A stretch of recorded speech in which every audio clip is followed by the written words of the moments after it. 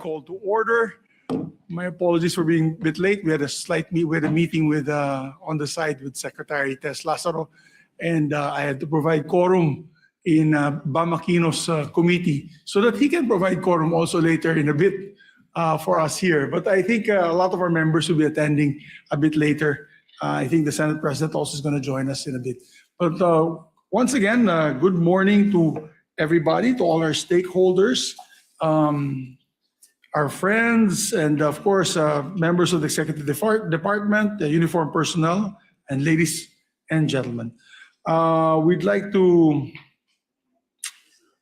ask, of course, the Secretary to acknowledge the stakeholders that are here today before I give out my opening statement. So, thank you, Mr. Chair, Your Honors.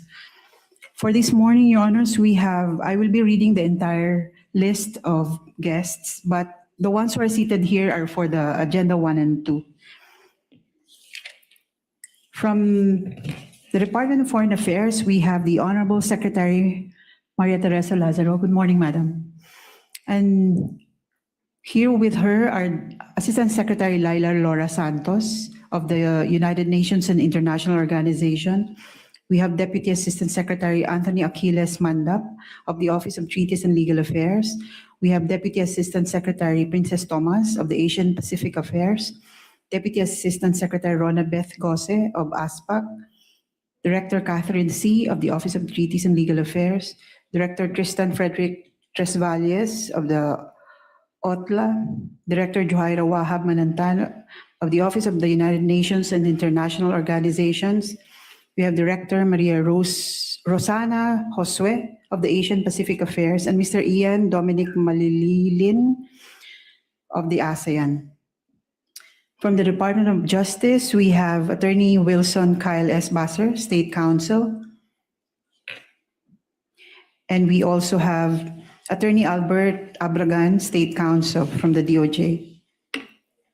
From the Department of Transportation, Your Honor, we have Attorney Noel Alarcon,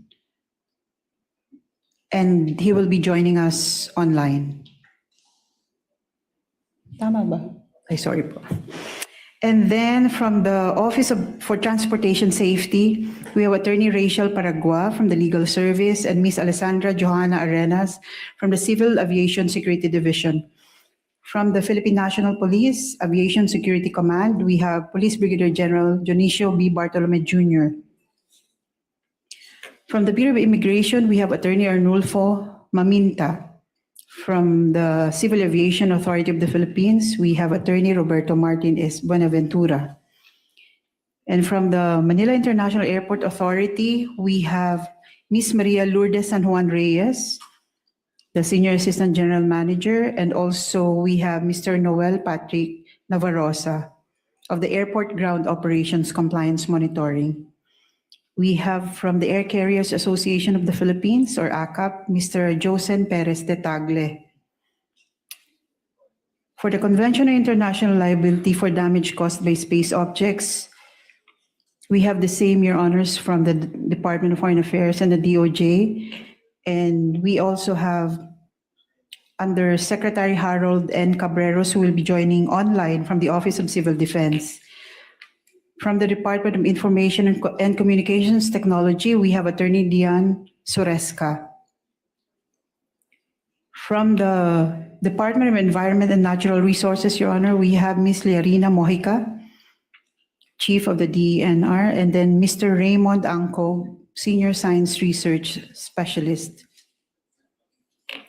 From the Philippine Space Agency, Your Honor, we have Dr. Gay Jane Perez, the Director General.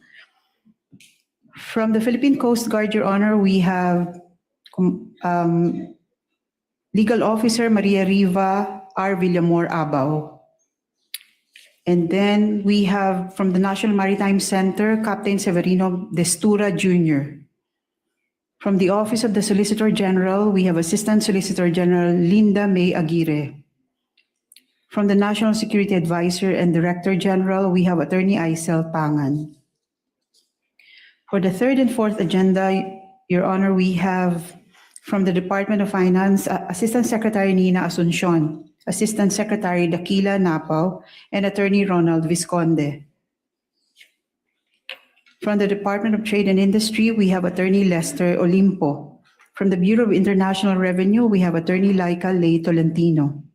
From the Manila Economic and Cultural Office, or MECO, we have Chairperson Corazon Avesilia Padiernos with Ms. Sherbet Karen Maralit, member of the board, and also Attorney Bridget Da Costa Villaluz, member of the board.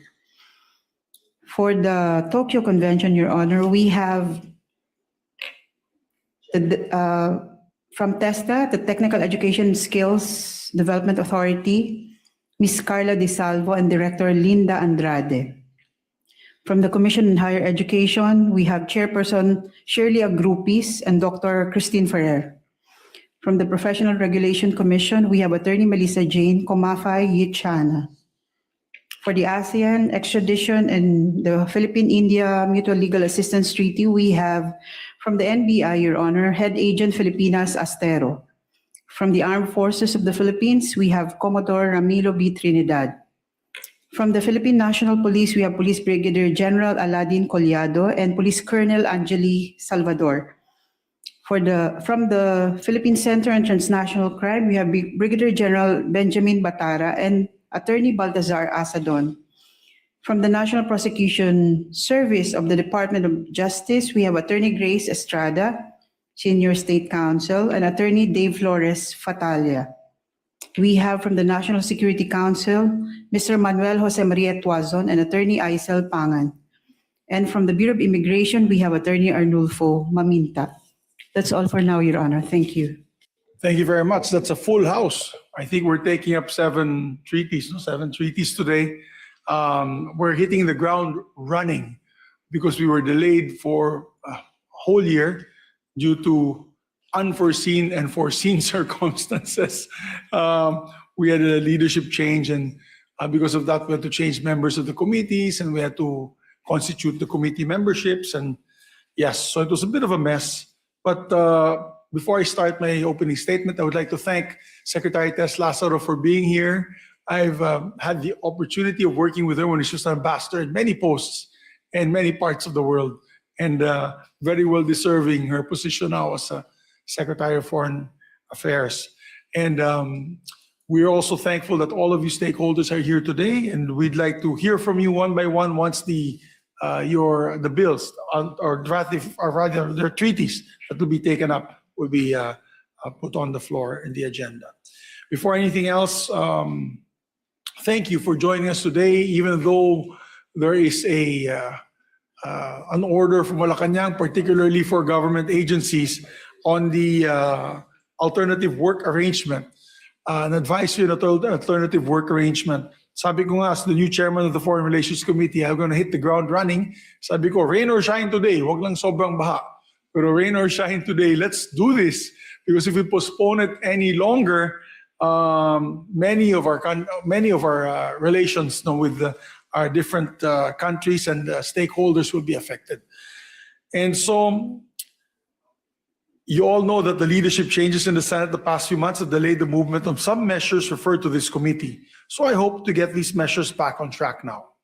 It is an honor for me to chair this committee and to have a key role in strengthening the Philippines' position in the global arena as an ideal and competitive partner in various sectors of cooperation. Today, we have 7 international treaties on the agenda, and I'm hopeful that we can bring them to plenary for Senate concurrence very, very soon. Just last week, Senator Erwin Tulfo, the former chair of this committee, and I were able to secure the third and final approval, or rather we ratified last week without any objection, the concurrence of the status of visiting forces agreements with Canada and New Zealand. And so I want to build on that momentum and continue to successfully champion these 7 treaties before us, namely, the protocol to amend the Convention on Offenses and certain other acts committed on board aircrafts. Number 2, the Convention on International Liability for Damage Caused by Space Objects. Number 3, the Double Taxation Avoidance Agreement with the government of the Kingdom of Cambodia. And I believe there are several other double taxation avoidance agreements coming soon as well. This is another one, is of course the double taxation avoidance agreement between MECO office in Taiwan, that's the Manila Economic Cultural Office in Taiwan, and the Taipei Economic Cultural Office in the Philippines. Number 5 is the Asia Pacific Regional Convention on the Recognition of Qualifications in Higher Education. Number 6 is also very important, which is the ASEAN Treaty on Extradition. And number 7 is a treaty on mutual legal assistance in criminal matters with the government of the Republic of India. These are all equally important treaties that will massively be beneficial for us in the areas of security, defense, trade and investments, academic competitiveness and mobility, and criminality and justice. And I intend to ferry them through the plenary with the same efficiency and urgency that we were able to do with the SOFAs of Canada and New Zealand. But of course, we evaluate all these treaties with a sense of caution. We are not here to simply greenlight them all without ensuring first that the Philippines is always on equal footing with its treaty partners. Walang lamangan, ika nga. So for today's hearing, let us be guided by 2 fundamental questions. What do we stand to gain, or what do we stand to lose? I am confident that our friends in the executive have consistently championed the country's interests in all stages of the negotiations for these 7 treaties, and I'm eager to hear their perspective today. At this point, I want to thank Senator Erwin Tulfo, who has already taken up some of these treaties in previous hearings. All of the records, statements, documentary submissions, and other proceedings from previous hearings will be adopted and made part of the official records of these hearings. So today, we can proceed with other matters that have yet to be discussed. On that note, again, I want to thank everyone for your participation. I'm looking forward to a very fruitful and productive hearing with all of you. And to start it all, I want to recognize our distinguished secretary. Of course, by rank, she's the highest ranking member of the cabinet here and the executive. And of course, being our organizational meeting as well on the new leadership of the Foreign Relations Committee, we are honored to have the secretary, who's our guide, will be my consultant and guide when it comes to all things diplomatic or diplomacy that will be given by this committee about many issues and treaties and other agenda that we have to build to further strengthen our diplomatic ties around the globe. So it is my honor to welcome our distinguished secretary, Secretary Tess Lazaro. Madam, Thank you for very coming. much. Thank you very much, Honorable Senator Miguel Zubiri. First of all, on behalf of the Department of Foreign Affairs and the other agencies present here, let us convey to you our heartfelt congratulations as in our first inaugural meeting as the chair of the Committee on Foreign Relations. We can assure you, and you have your track record in many aspects of your career, and the Department of Foreign Affairs particularly will be there to assist you in any way possible that we can. Thank you very much. And of course, colleagues, guests, and fellow public servants, good morning. Today, along with my DFA colleagues, we are here present to assist the committee in its deliberation on the 6 critical international agreements that strengthen the Philippines' standing in the international community, fortify our national security framework, safeguard cross-border commerce, and protect the rights of our nationals abroad. In an increasingly interconnected world, isolation is not a strategy. The treaties before this body represent pivotal commitments across 3 core pillars of international engagement: international civil aviation security, global tax cooperation, and judicial assistance in law enforcement. The Department of Foreign Affairs fully endorses these instruments, which you have mentioned and outlined for Senate concurrence. But let me just give some of our views. On the protocol to amend the Convention on Offenses and Certain Other Acts Committed on Board Aircraft, this will enable the landing or destination states to prosecute criminal acts committed on board an aircraft while the latter is still in international airspace or outside the territory of the state of landing. Ratifying this protocol will ensure that jurisdictional gaps are removed and that unruly and disruptive passengers can be prosecuted in every jurisdiction or territory, including ours. Accession to the protocol is a very important step for the Philippines to take, for it not be seen as maintaining a jurisdictional loophole in the global aviation industry's effort to address safety and security concerns arising from unruly behavior on board aircraft. On the Convention on International Liability for Damage Caused by Space Objects, this will enable the Philippines to benefit from its framework for liability and compensation, which is particularly important due to the Philippines' geographic proximity to areas where space objects are launched or re-enter Earth. We have seen in the past in newspapers that you've been reading that we have been hit by some of these objects, space objects. Failing to ratify this convention leaves the Philippines legally vulnerable and breaches domestic policy in three key ways. One, inability to claim compensation. Two, loss of reciprocal protections. And three, conflict with domestic law. And the double taxation avoidance agreements, and which you have mentioned, Senator, Mr. Chair, that there will be a number of double taxation avoidance agreements because this represents the interest of investors all over the world. And this is one of their main requests, that we have these DTAs. This agreement will ensure that the Philippines remains competitive in a highly globalized economy by removing financial barriers to international trade, including establishing predictable legal rules for the individuals and international corporations operating globally. For the private sector, this double avoidance taxation will mitigate the adverse effects of double taxation on the profits of business enterprises in cross-border transactions. On the Tokyo Convention, or the Asia Pacific Regional Convention, the recognition of qualifications in higher education, this will allow freer movement of Filipino students, researchers, academics, and professionals within the member states. This may increase the soft power of the Philippines through its students and educators when they are residing and working in these host countries.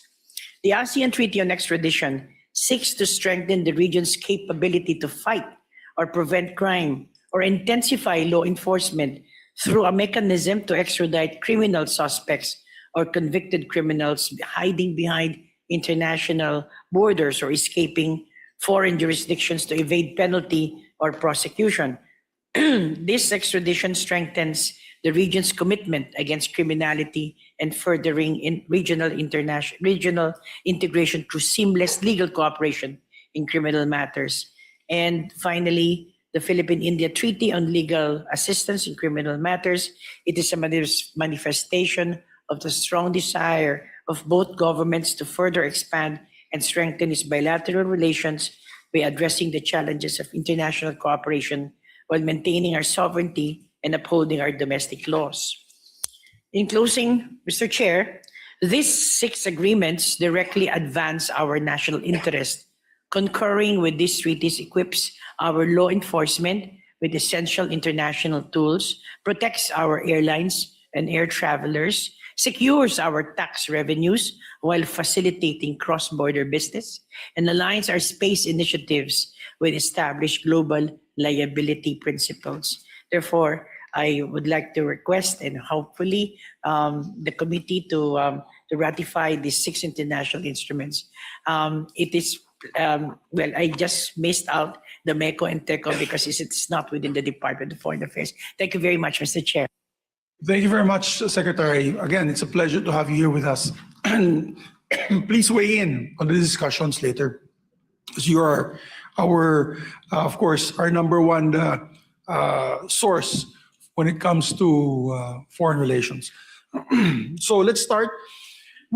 Since we're doing 7 treaties, so it's not a hodgepodge or parang halo-halo ang ika nga discussion, we decided to put it under clusters. So today's hearing will take up aviation and space. So we'll tackle, of course, the protocol to amend first the Convention on Offenses of Certain Other Acts Committed on Board Aircrafts. Of course, the purpose is to update the 1963 Tokyo Convention to address the growing number of disruptive and unruly passenger incidents aboard aircraft.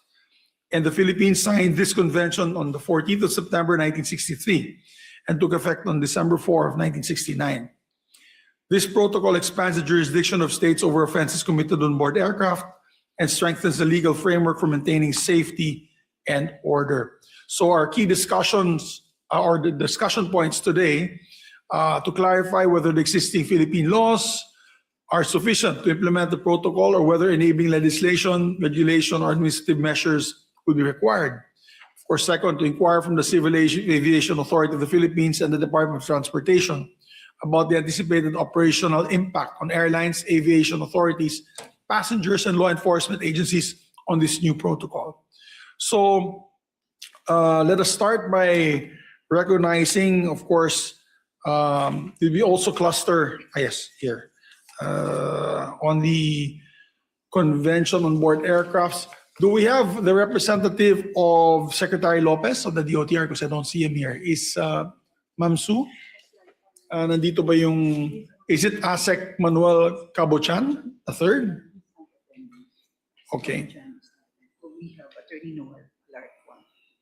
He's attending on. Attorney Noel Alarcon. How about for the Office of Transportation, Undersecretary Gilberto Cruz? Wala. Attorney Rachel Paraguay.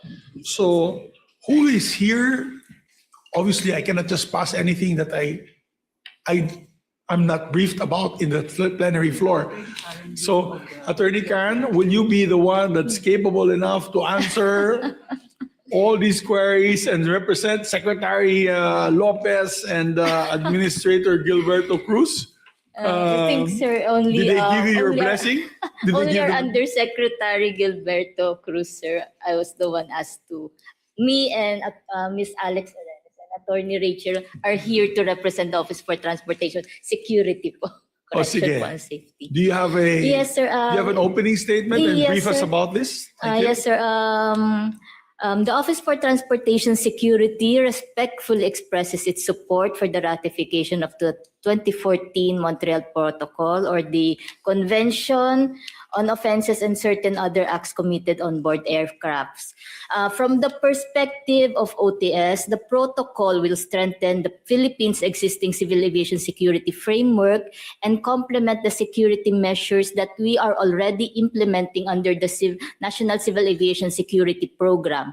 Many of the measures contemplated under the protocol, particularly those concerning unruly and disruptive passengers, aircraft commander authority, in-flight security officers, incident reporting, and international coordination have already been incorporated into our existing policies and security measures. We therefore see the ratification of the protocol as an opportunity to further strengthen our national aviation security regime, enhance international cooperation, and reinforce the implementation of our existing security measures in accordance with international standards. However, Mr. Chair, we request that the committee allow OTS at least 5 days to submit our formal position paper on this protocol. You mentioned 2014. Was it what? How long ago? How long has this protocol been implemented by other countries? It was, I think, adopted since 2014, Mr. And Chair. it's only now that we're taking this up in our country. Yes, Mr. Chair. Are you serious? Well, I'm just a new chairman of this committee. Apparently, we have a lot of treaties that have been in the Actually- back burner for a long, long time. Actually, Mr. Chair, aside from this protocol, there are other previous protocol which concerns security, civil aviation security. There's already the Beijing Convention as well as the Beijing Protocol that were passed Any recently idea, po.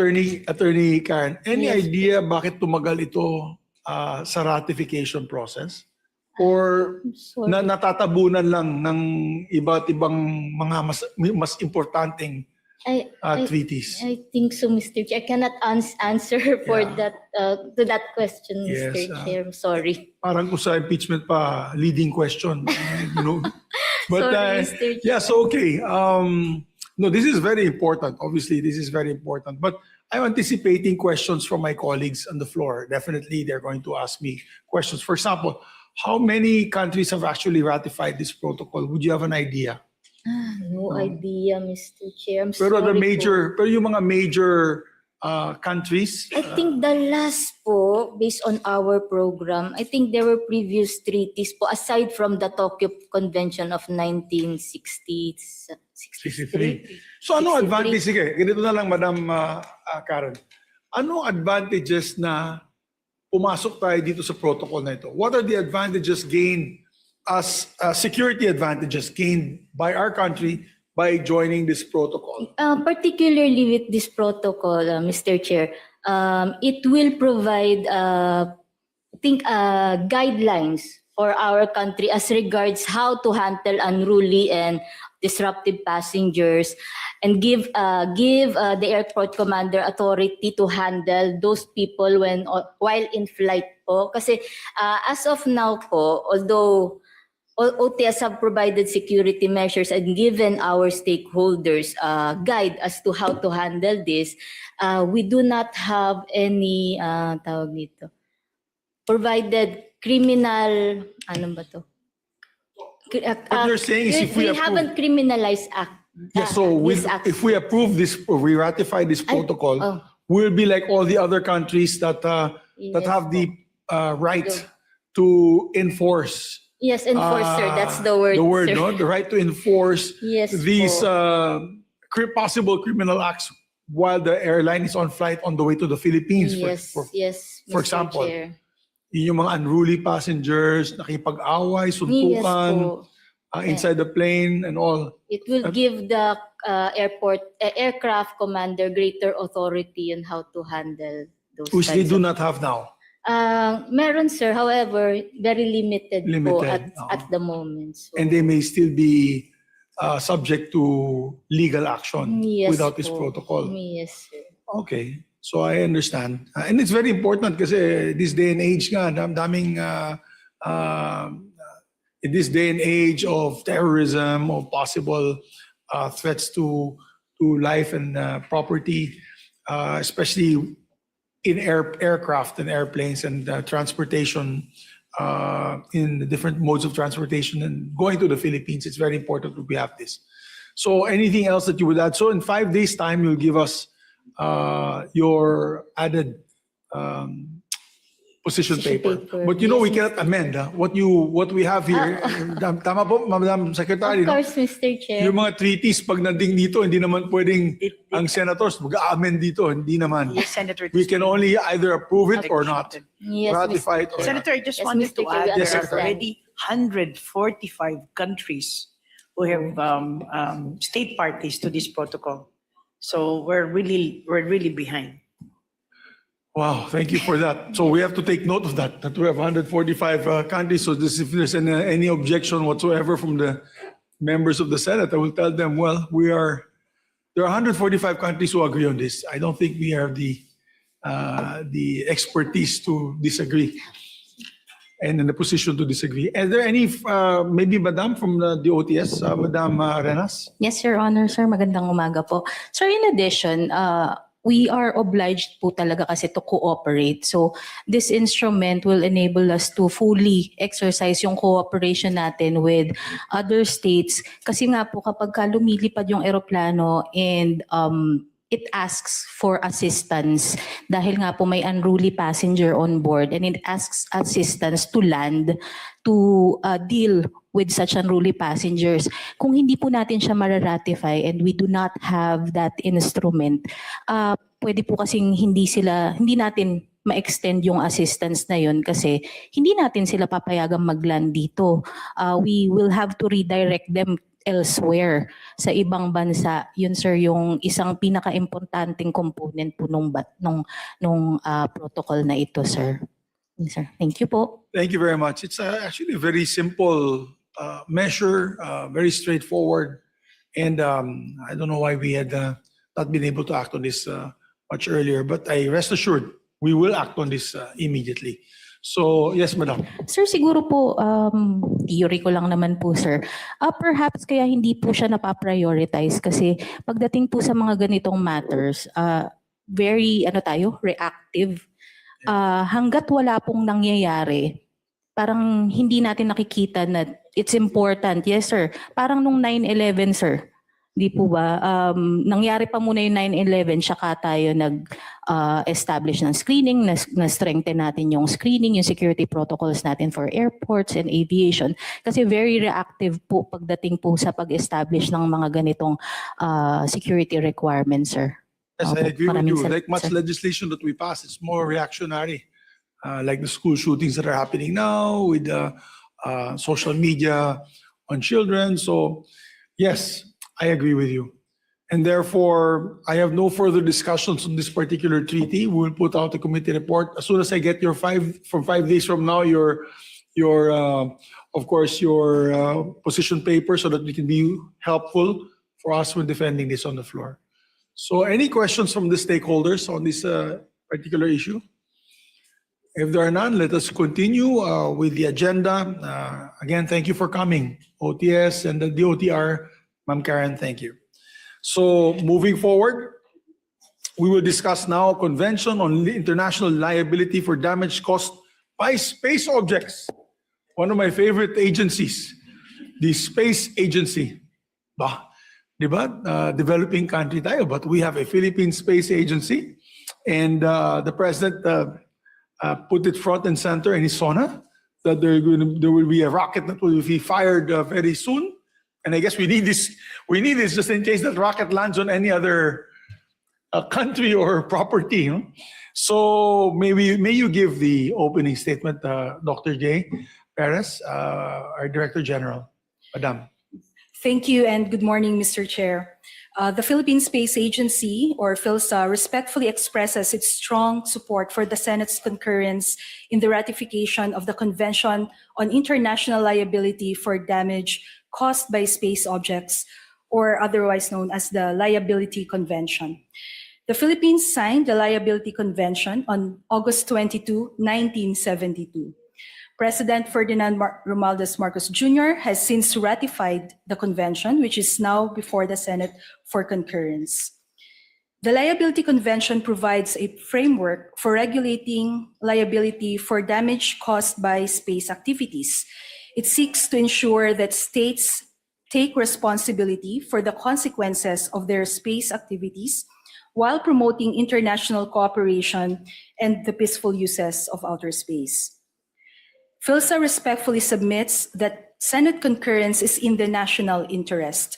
The convention provides the Philippines with a legal basis and means for seeking compensation for damage or injury caused by space objects of other states, while establishing corresponding responsibilities for the Philippines as it advances our own space program. Its significance has become more apparent in light of recent incidents involving foreign rocket debris and the increasing number of identified drop zones affecting areas within our maritime zones, including our archipelagic waters. The ratification will affirm the Philippines' commitment to abide by basic international rules and norms and elevate the status of the Philippines as a responsible spacefaring nation. This is likewise consistent with the declared policy under the Philippine Space Act that the Philippines abide by international space treaties and principles promulgated by the United Nations and actively participate in the international space community. The Senate concurrence would accordingly allow the Philippines to participate in the international liability regime governing damage caused by space objects and avail itself of the rights and mechanisms provided thereunder. Thank you, Mr. Chair. Thank you very much, DG. So, question. Is China party to this? Yes, Mr. Chair. Sorry, Secretary, I didn't want to, I know I told you I was not going to raise sensitive questions, but because I wanted to ask about that, because of the fact that we're getting a lot of debris from our neighbor in the north. I'm not going to insult them, hindi naman ako magagalit, but I just wanted to ask if China's a party to this. And Yes, therefore, they're also liable if there's particular debris that falls in our area na matamaan yung property and of course life and of course, these damages are accidental in nature. So if we are party to this treaty, okay, let me rewind my question. Do we have any liability protection from that if a debris coming from another country falls to the Philippines right now, as we speak, DG, or wala pa? Right now po, we have customary international laws which can be used as basis. But if we ratify this treaty and we become a party of it, then this will serve as our primary legal basis to claim compensation should there be damages associated with other state space activities. So this is the guide. This will be our guide rule book. Ika nga. Yes. So in the absence of this, these countries can claim na hindi naman kayo party to this treaty. So It they will can be a come up with disadvantage to us. disadvantage. They can come up with all sorts of claims and all sorts of legal mumbo jumbo to put us off guard, and off track. So okay, very clear. Any other stakeholder who's interested to weigh in on this measure? I think it's quite clear. And again, I'd like to ask, how many countries have already been, would you know, how many countries are already party to this? Yes, Mr. Chair, there are 100 countries who are party to this convention. 100 countries. When was it ratified? When was it promulgated? How long ago? Or is this a relatively new protocol? Or We have signed it in 1972, Mr. Chair. 1972? Yes. We're signatory and we have not ratified it since then? Well, you know that I do not know the regime in 1972. I was only 3 years old. Baka walang Senate at the time to ratify it. Nagka-martial law dun. So I do not know how you ratify during martial law. So baka nga nakalimutan nun dahil sa martial law. Set aside. Is that one of the rational reasons why we were not able to ratify it for that long? Mr. Chair, we don't have personal knowledge on that, on those reasons. But I don't think you were born in 1972 because Yes, you look Mr. Chair. very young. But since the Philippine Space Act was signed in 2019, it has laid out in the Philippine Space Act that the Philippines will ratify this liability convention. So when the Philippine Space Agency started its operations in 2020, this is a priority. We have started doing the feasibility study and secure the concurrences of concerned agencies.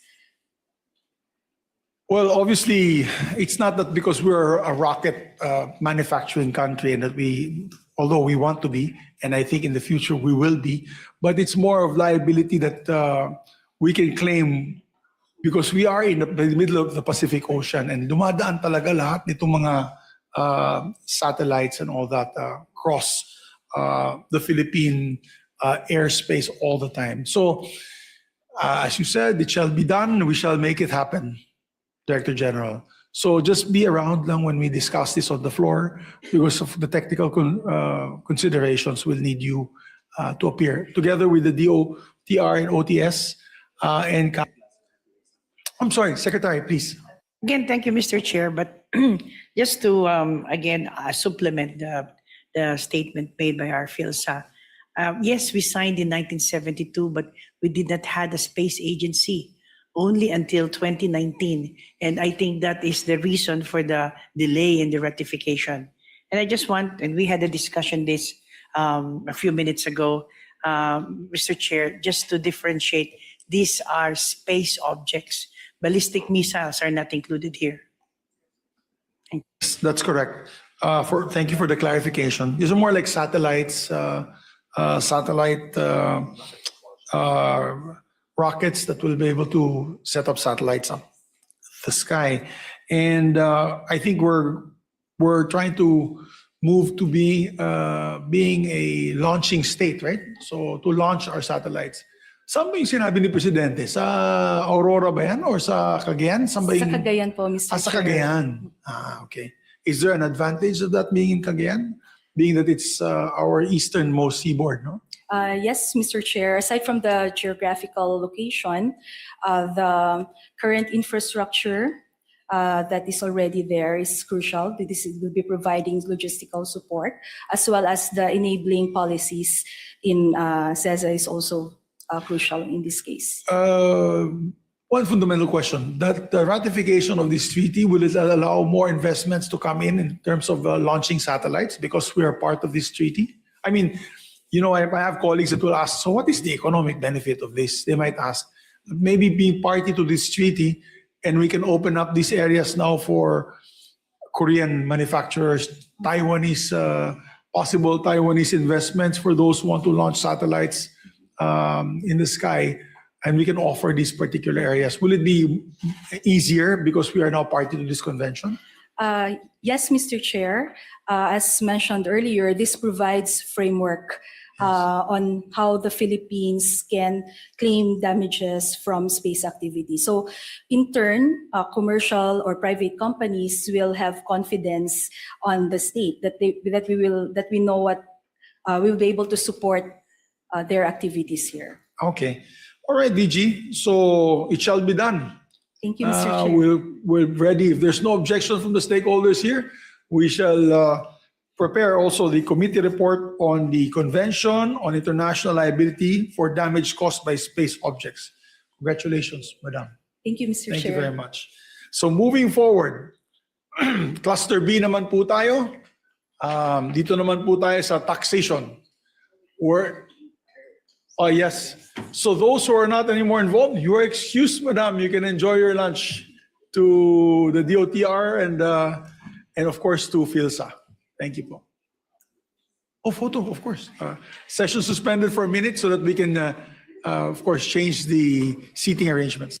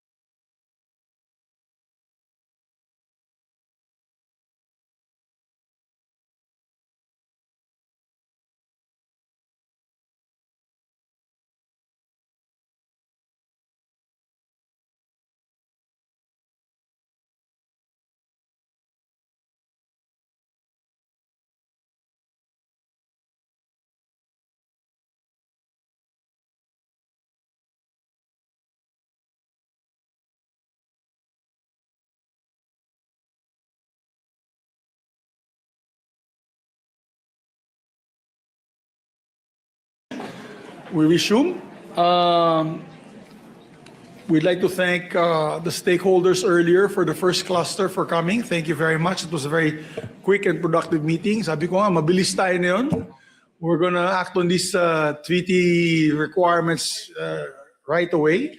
And the next cluster on taxation is equally as important because this answers the needs of investments, the lack of investments, and the threat of those investments leaving because of the lack of frameworks when it comes to taxation.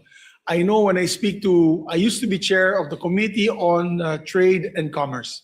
And as Committee on Trade and Commerce, I always meet with the different chambers. And of course, the number one request of most international chambers are the need for an exemption on double taxation. Kasi mabigat naman talaga. I mean, if you're an investor, you want to come here, you're being taxed in your home country, and then you're being taxed in the host country. It's double taxation. Nobody wants to do business in a country that will do that.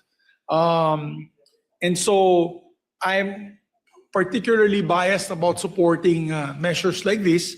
As a matter of fact, we're also waiting for, I had a recent official trip to Japan under the Sasakawa Peace Foundation, and I met with several Japanese dignitaries, particularly one was former Prime Minister Kishida and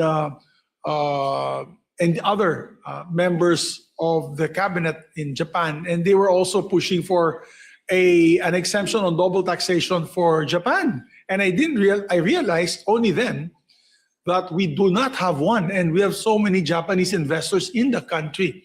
So what is happening is they're being taxed twice. One in Japan for their as the mother of the home country, and our country here. So it is quite troublesome for these investors who want to come in and continue to expand in the Philippines, particularly for these countries. So on the table today, we have Philippine-Cambodia Double Taxation Avoidance Agreement, and we have the MECO-TECO Double Taxation Avoidance Agreements. So, of course, that this is a taxation treaty. Let us recognize the DOF, because the DOF, of course, is the lead agency in charge and tasked to do this. And I know the DOF is trying very hard to earn income for the Philippines. That is their number one agenda as an agency. Palagi tayo nagtatalo with the DOF when it comes to the spending of the very dire funds that they so efficiently and effectively raise for the country. So we have to give importance to the DOF, of course. I know Secretary Deco is very busy, but we have two ASECs. So which one of the two ASECs, the more beautiful or the more senior, will be recognized? May we recognize ASEC Nina Asuncion. Madam, thank you. Good morning, Mr. Chair. Thank you very much for inviting the DOF again to discuss the salient features and the benefits that we may have when we enter into agreement with the Kingdom of Cambodia on double taxation. First of all, Mr. Chair, we would like to inform the committee. For Japan, sir, we renegotiated our existing treaty. So we have... Yes. However, it is much older than me. It's the treaty was signed in 1980. We did enter into a protocol with them to update some of the rates in 2006. So, but still, that's 20 years ago. So. We renegotiated the whole treaty, sir. So it features not just amended rates or updated rates, but also our compliance with other international tax commitments that we have with the inclusive framework on base erosion and profit shifting, and of course on tax transparency. So we've updated it. Hopefully by September, sir, we'd be able to start discussions in the committee once it's ratified by the President. Okay, so moving to the topic at hand, the agreement, we do have a presentation, Mr. Chair. Okay, so I'll just begin. The Philippine-Cambodia Double Taxation Agreement represents a technical and strategic step towards fulfilling the national commitment to complete the Philippines' DTA network across all ASEAN member states. This treaty is both for Cambodia and the Philippines, our seventh in the ASEAN. So Cambodia already has treaties with Vietnam, Thailand, Brunei, Indonesia, Malaysia, and Singapore, similar to us, but this is our seventh treaty for both nations. The DTA was finalized after, yes. Before you Mr. Chair. proceed, may I just ask a question? How many treaties do we have signed with other ASEAN? We have 10 ASEAN or Yes, sir. 11, right? With the East Timor. So how many among the 6, countries? sir. 6 na. Could you Yes. name the 6? The 6 for the Philippines are Brunei, Thailand, Indonesia, Malaysia, Singapore, and Vietnam. So similar to their list. So Cambodia is our 7th, and Cambodia's 7th is us. So okay. So the treaty establishes a predictable, fair, and transparent bilateral fiscal tax framework between the Philippines and Cambodia. So upon coming into force, the agreement will remove double taxation barriers, protect the Philippines' taxing rights, safeguard overseas Filipinos in Cambodia, and provide tax certainty for around 13 Philippine corporations that are operating in Cambodia. We will also be able, again, to complete our tax treaty network among the ASEAN member states. So the treaty was finalized after 3 rounds of rigorous negotiations beginning in 2018, and we concluded in April 2024. It was signed in Manila on the 11th of February in 2025 during the official visit of the Prime Minister of Cambodia here. It was ratified in June 5 of 2025. So now we're here.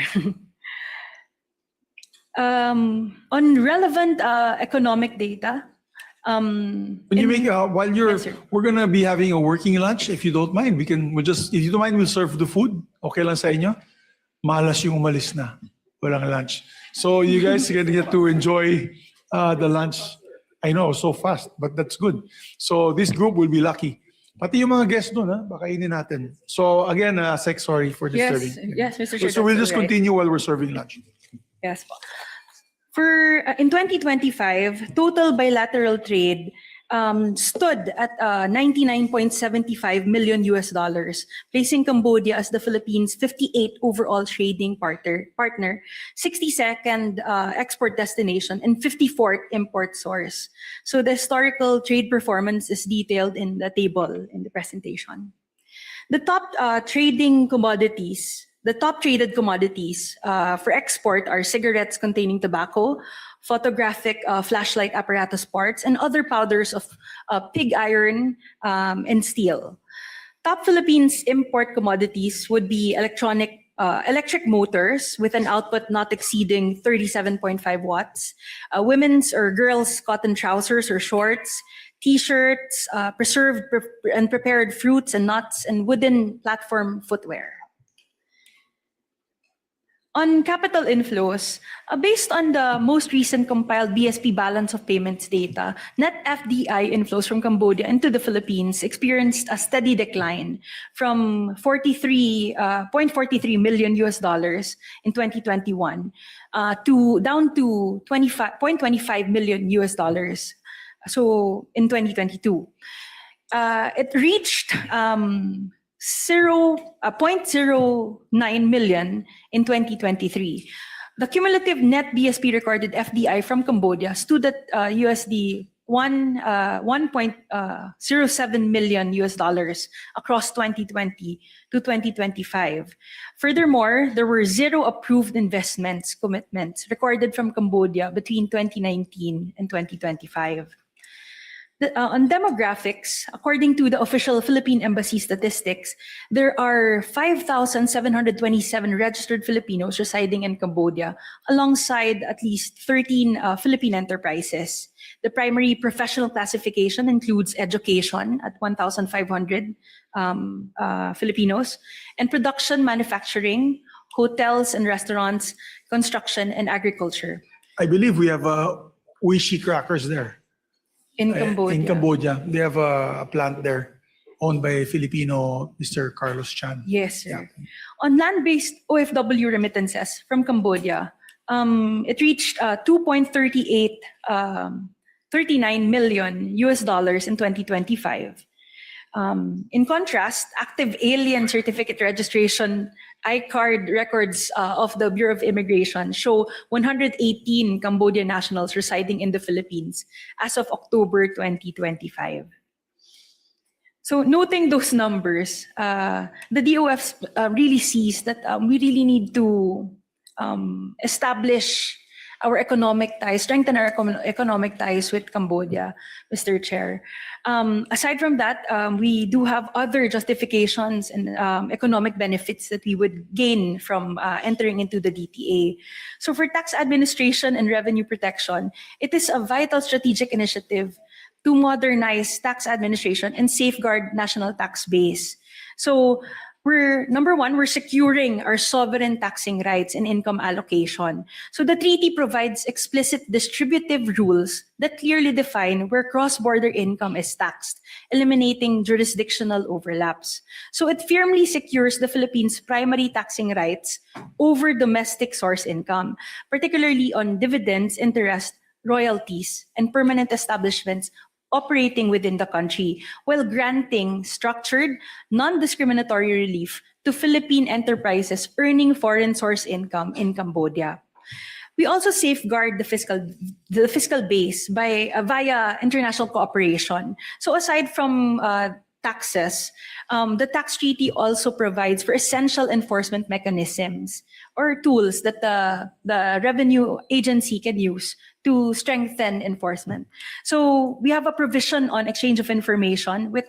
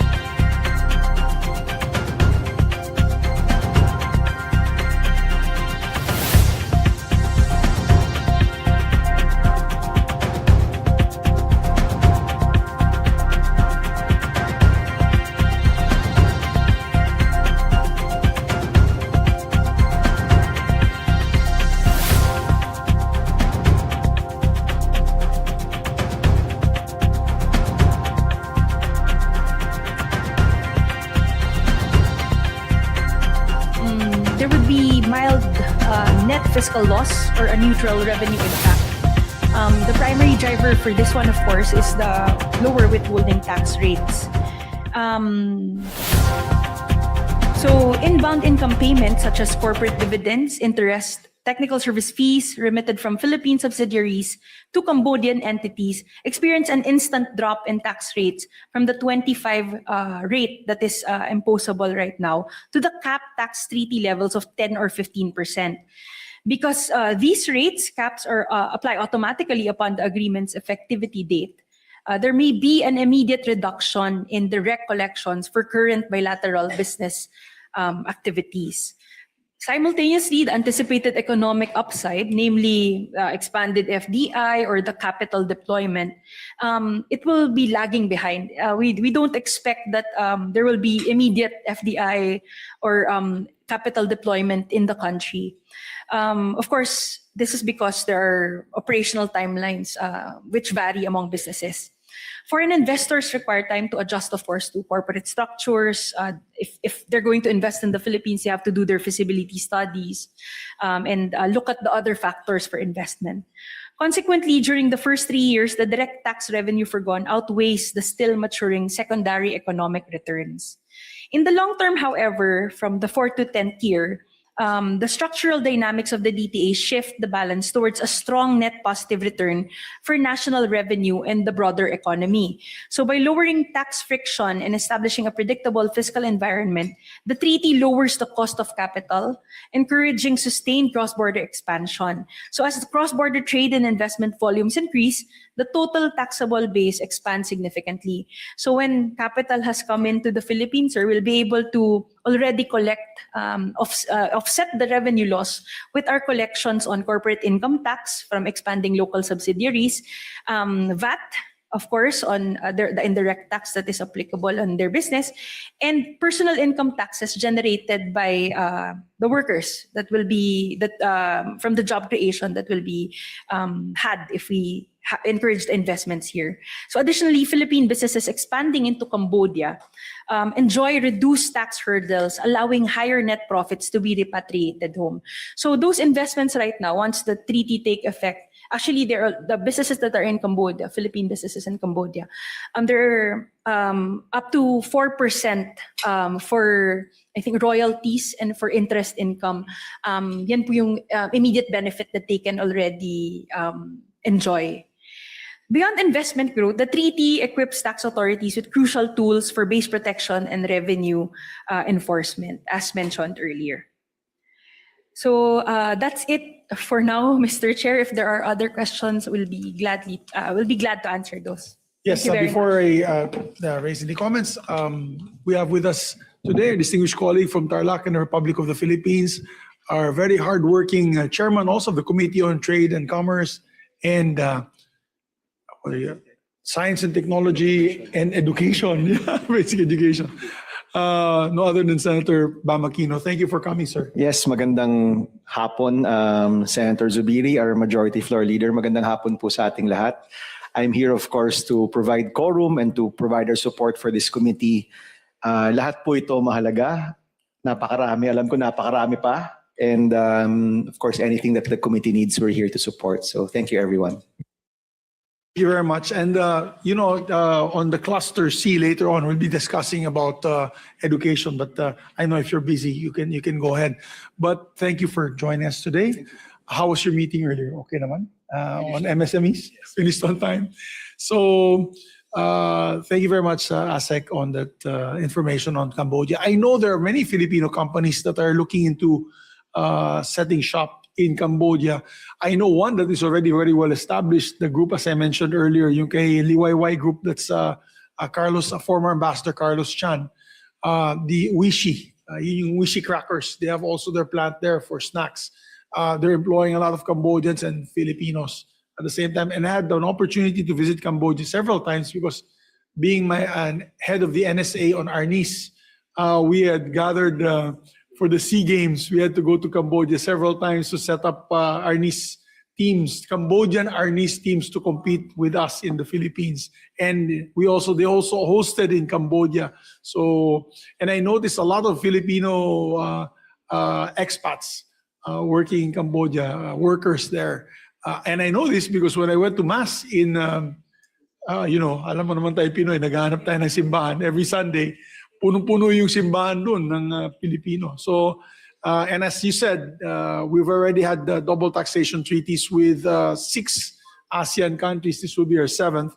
And us being the host of the ASEAN this year, to be good to add that to the laurels that the president will present during the ASEAN convention.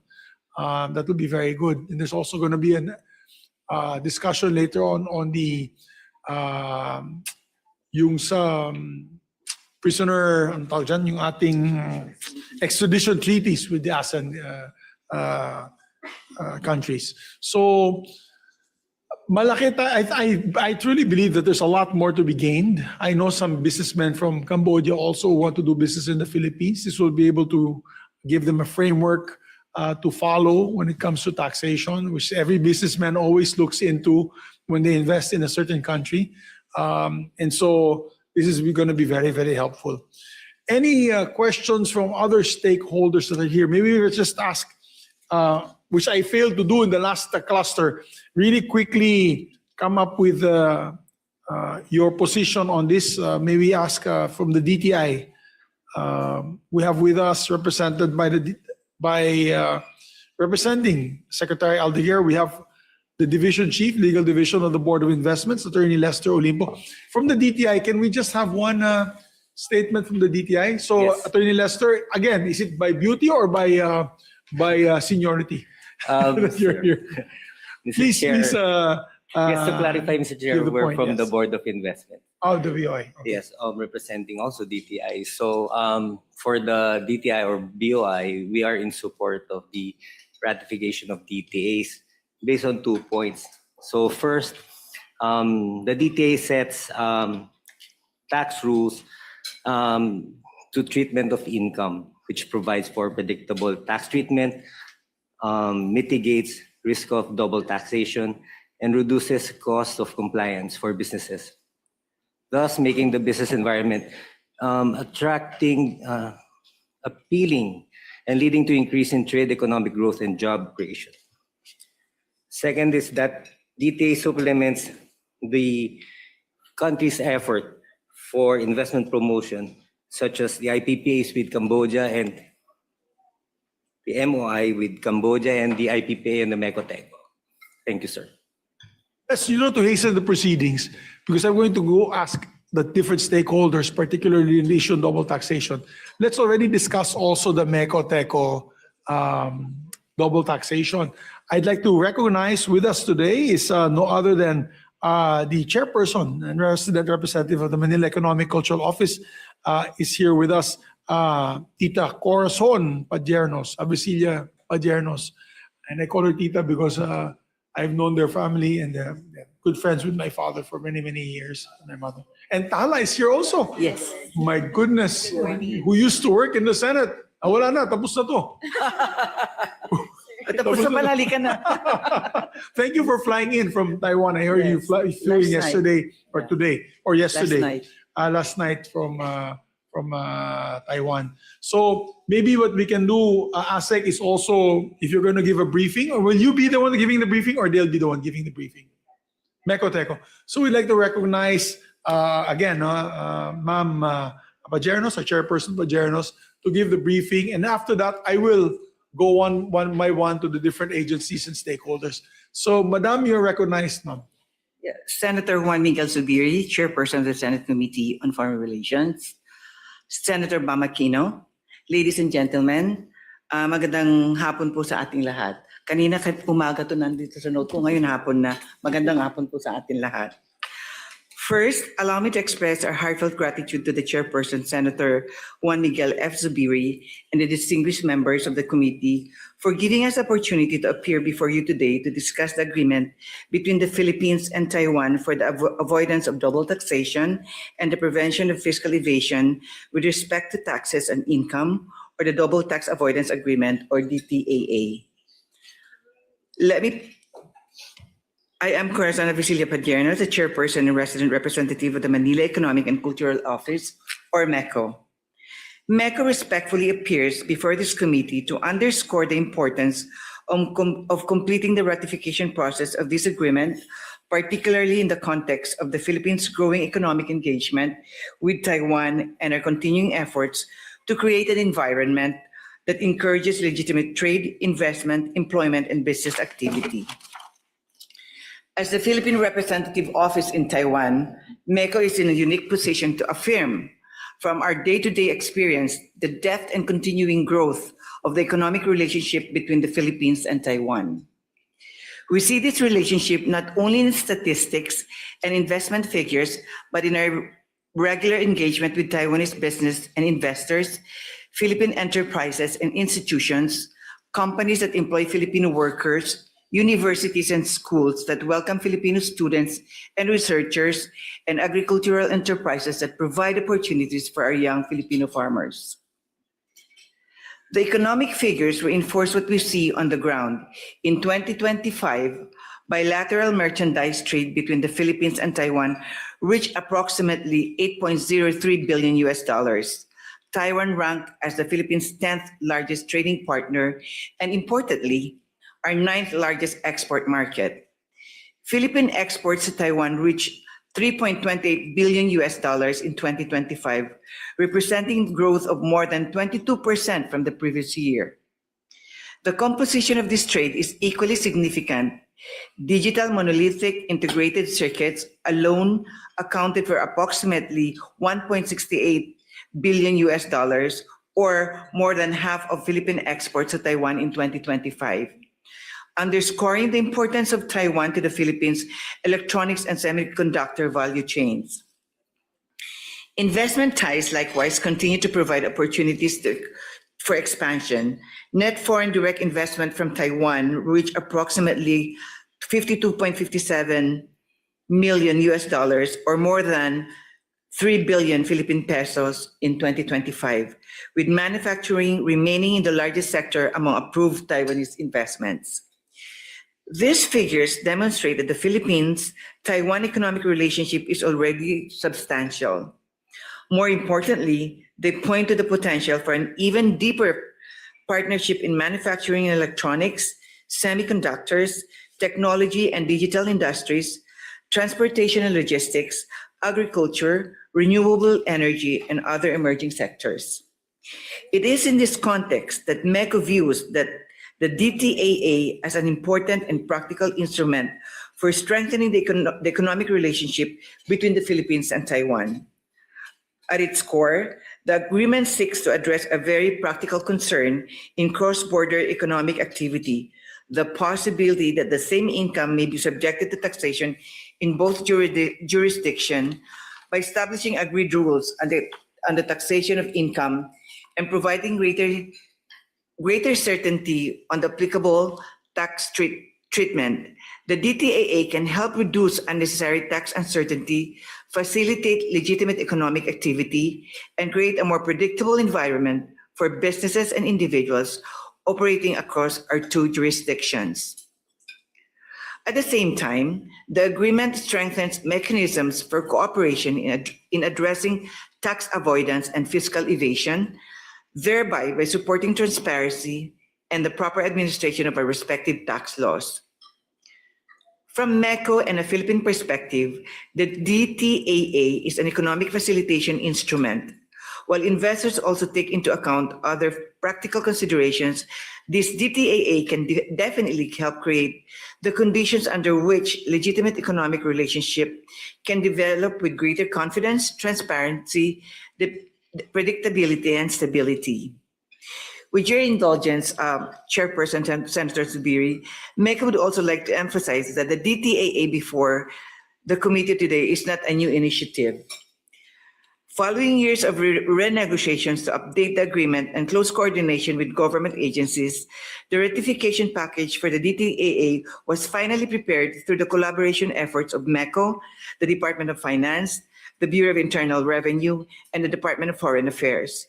It was submitted to the Office of the President, and the corresponding instrument of ratification was signed by His Excellency President Ferdinand R. Marcos Jr. in June 2025, and subsequently transmitted to the Senate for its concurrence.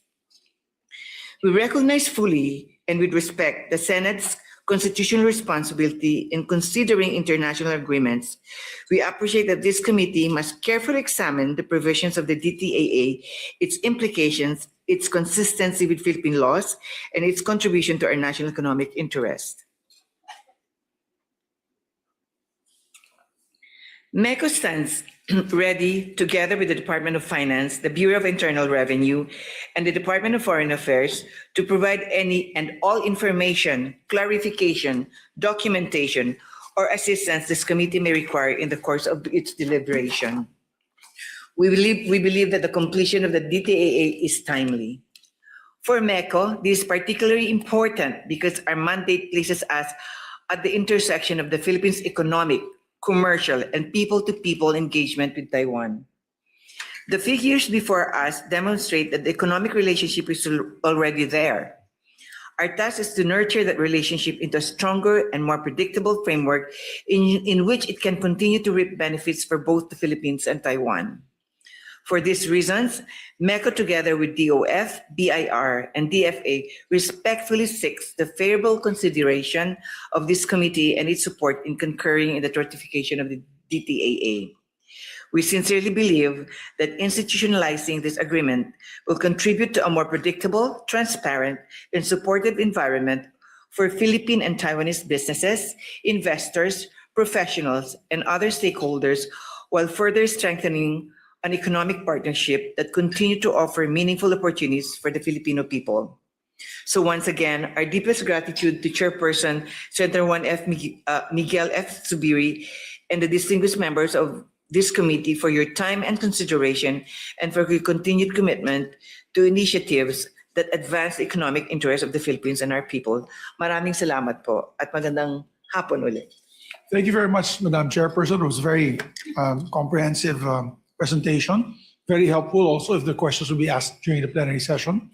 And when you visited me last week, you had me at hello.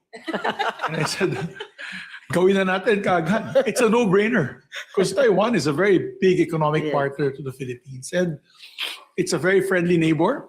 And the first thing I asked them, for the record, was how it would affect our One China policy. I had to put this on record because it may be asked to me on the plenary. And I had a nice discussion with Secretary Lazaro, and she said there's no effect on the One China policy because it's a business agreement. This is a business agreement. It has nothing to do with sovereignty. It has nothing to do politically. And so with that answer of the Secretary, that means we have wala na pong hadlang. There's no stumbling block to the immediate approval to this measure. Maybe we can ask the DOF, just a quick reaction. Just to confirm the numbers, yes, ASEC Dakila Napao, sir, it is confirmed that Taiwan is the 10th largest trading partner to the Philippines. Is that true? Maybe you want to give a few words on this issue. Yes, good afternoon, Senator Zubiri. In fact, Taiwan is, I think, the ninth largest trading partner of the Philippines. And in this endeavor, Mr. Senator, the DOF provided MECO. MECO here is the lead, and the DOF provided technical and procedural support throughout the negotiation of this tax agreement. Just to highlight, Mr. Senator,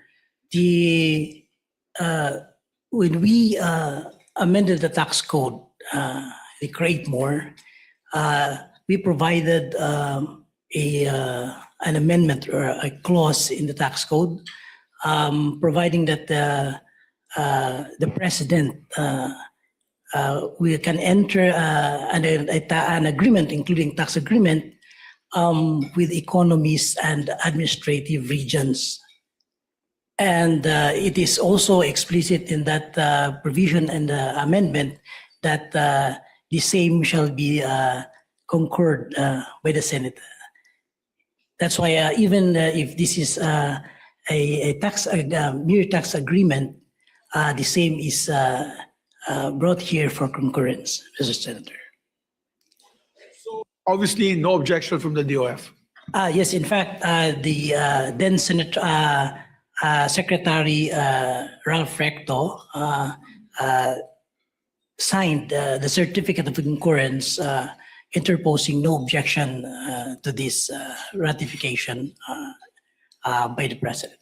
Yes, thank you. And that's why we're acting on this with haste, because we want to make sure that we get the investments flowing both to Taiwan and to the Philippines. Yes, I consider Taiwan a very good friend of the country, and let's move forward and act on this immediately. So thank you to the DOF. I guess the DTI, would you like to, no objections? I heard your statement earlier, you added. Yeah, we're in support of the DTAs. I heard you earlier, you added the MECO-TECO agreement as well. It's part of your endorsement. So thank you to the DTI. How about the other agencies that are here? No other objections from them, from the, I don't think we have any representative from the DepDev. Attorney Grace, you are with, sorry, it's too far away. I cannot see your, you are Good with- morning, Mr. Chair. From the DOJ po. yes, the DOJ. Yes, ma'am. We would like to express our reservation, given that this agreement would be entered into between MECO and TECO, and MECO is organized as a non-stock corporation, and this is affirmed in the case of FUNA versus MECO. Hence, considering that this is not an agreement entered into by the Philippines, the DOJ might has a reservation that this might violate the One China policy. Thank you. Thank you. We will ask the MECO to answer that, but it's strange that you came up with that position. The Secretary's position is different. The Secretary of Foreign Relations, which is, of course, she's our go-to person when it comes to diplomatic ties and diplomacy around the world. But we take note of your reservation. Hindi naman siya objection. Reservation lang naman. Yes, Ma'am Tala. Yes, Chairperson Zubiri, in response to the reservation expressed by the DOJ, we would also like to clarify that while MECO is a duly constituted private corporation, it is also duly authorized under Executive Order 15 series of 2001 and Memorandum Circular 82 series of 2025 to provide services to Filipinos in Taiwan and perform certain functions, including promotion of trade and investments. And MECO is, of course, guided by the One China policy through our close coordination with the DFA and the Office of the President. And MECO does not and will not undertake any action or agreement that will contravene the Philippine government's stand. And we wish to emphasize that MECO-TECO DTAA is treated as an economic instrument and is allowed under Section 3 of EO 15, which authorizes MECO to negotiate for agreements and other arrangements concerning trade and investments. So that's all, Mr. Chair. Please provide that to the committee, Tala, no? Yes, Madam, kasi pag discussion sa floor, that might crop up on the One China policy. Yes, Chair. So we take the reservations of the DOJ, yeah, and I agree. I think, you know, even Chinese. I know several from Beijing and from Shanghai na makaibigan natin na businessmen that have businesses also in Taiwan. There's a lot of Chinese companies also doing business in Taiwan. So I think when it comes to the realm of business and trade, wala naman sigurong pag-usapan na how do you say, the sensitive diplomatic issues. There shouldn't be, actually. That's just like how the Philippines are still welcoming businessmen from China to do business in the Philippines. We shouldn't shoo them away because of what their leaders are saying against each other. And I think that's the way to do it.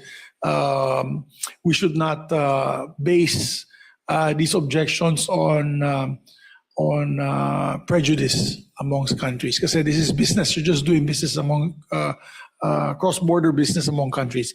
So we take note, of course, of the reservation of the DOJ. We'll study it further, but I think this is very important. This needs to be acted upon immediately. So we'd like to thank MECO and TECO for pushing for this business agreement. If there are no other objections and or any yes, Asa? Thank you, Mr. Chair. Just to add and inform that there are ASEAN member states that have tax agreements with Taiwan. Yeah. And to name, we have Singapore, Malaysia, Indonesia, Thailand, and Vietnam. And I think they have couched their agreements similar to the one that we have. That's good to know. That's actually very helpful. And some of these countries are even friendlier to China than than we are. And I think they too observe the One China policy. No, not only serve, but they're also, whenever we have ASEAN discussions, they're not very friendly to our position sometimes on the West Philippine Sea. And yet they have nauna pa sila sa trade, or rather taxation agreements with Taiwan. So that's good to know. Yes, in fact, Singapore had it in 1981. Okay, very good. So thank you very much. With that, we will prepare the committee reports for discussion on the plenary for second and third reading. How it goes here, gentlemen and ladies, is we approve it on second reading, just like legislation. And on third reading, we get the 2/3 vote required. And usually, we always get more than 2/3 vote when it comes to treaties particular. So thank you very much. If there are no other comments from the other agencies, yes, Madam Dr. Shirley, you're with SHED.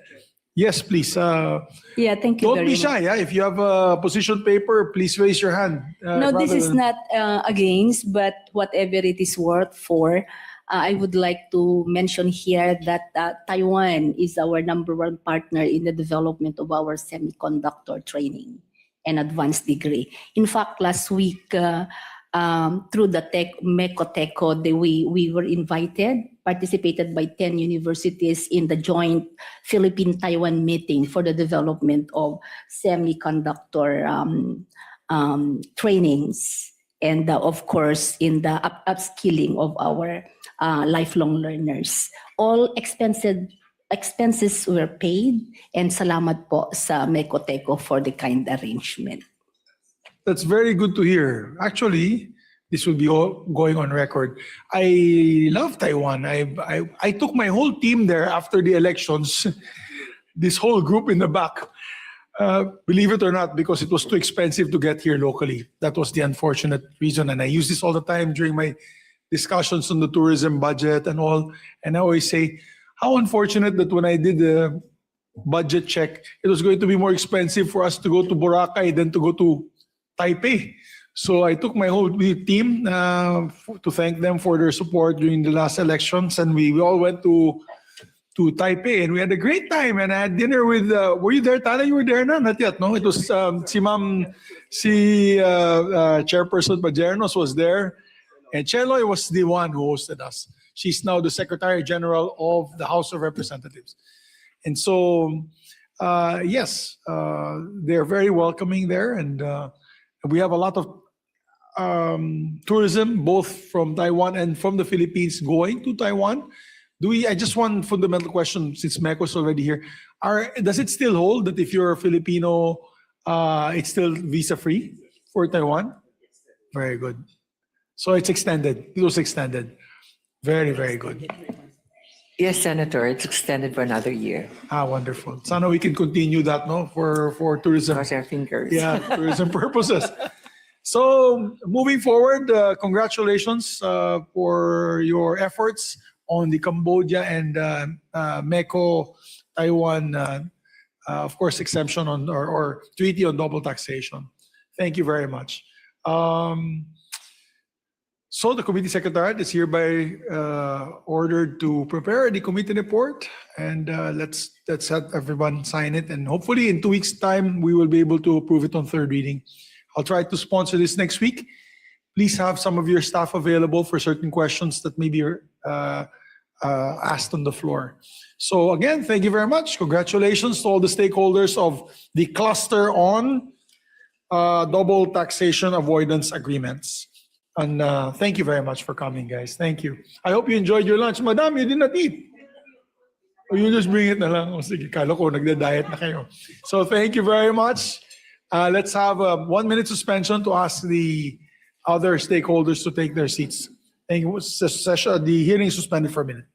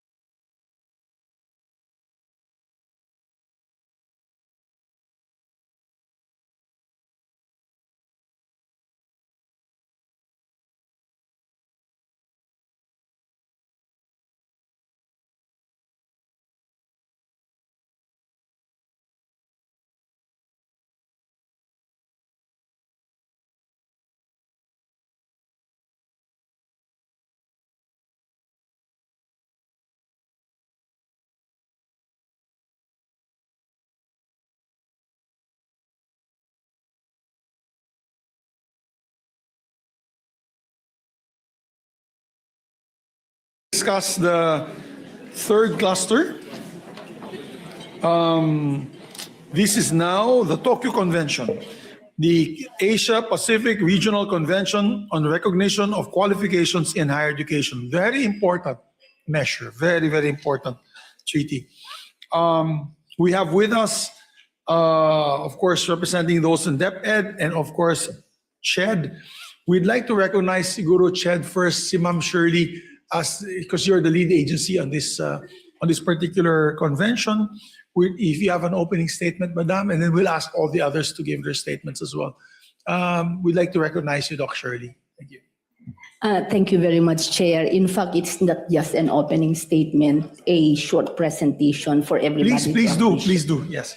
Thank you very much. Magandang hapon po sa inyong lahat, to our colleagues and stakeholders in the education sector. Una sa lahat, gusto naming ipabatid, Honorable Chair, congratulations on your appointment. We are very excited to work with you again. Just to remind you that the support you have given to me when I was the president for the bioenergy is now the national hub for bioenergy in the North. Marami pong salamat. So una sa lahat, on behalf of CHED and the more than 2.4 million higher education learners and 250,000 researchers and almost 2,300 higher education institutions, marami pong salamat for this opportunity that amid the suspension of face-to-face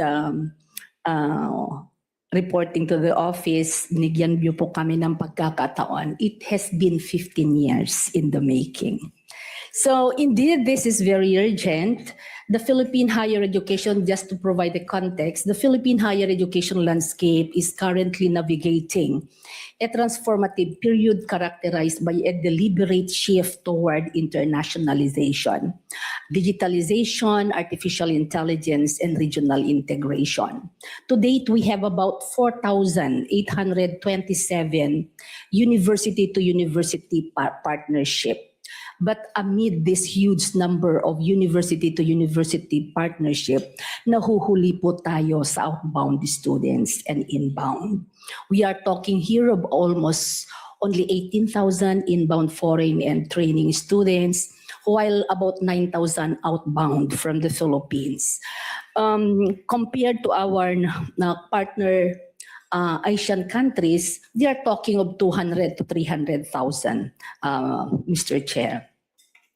For context, the 2011 Tokyo Convention represents a significant upgrade from the 1983 Bangkok Convention, which the Philippines ratified in 1985.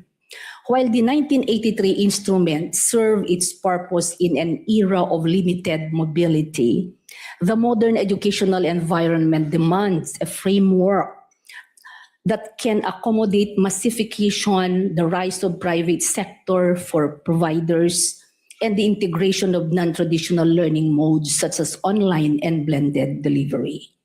The failure of the 1983 convention to address this shift created a mismatch between domestic aspirations and international recognition, a gap that the 2011 Tokyo Convention is specifically designed to close.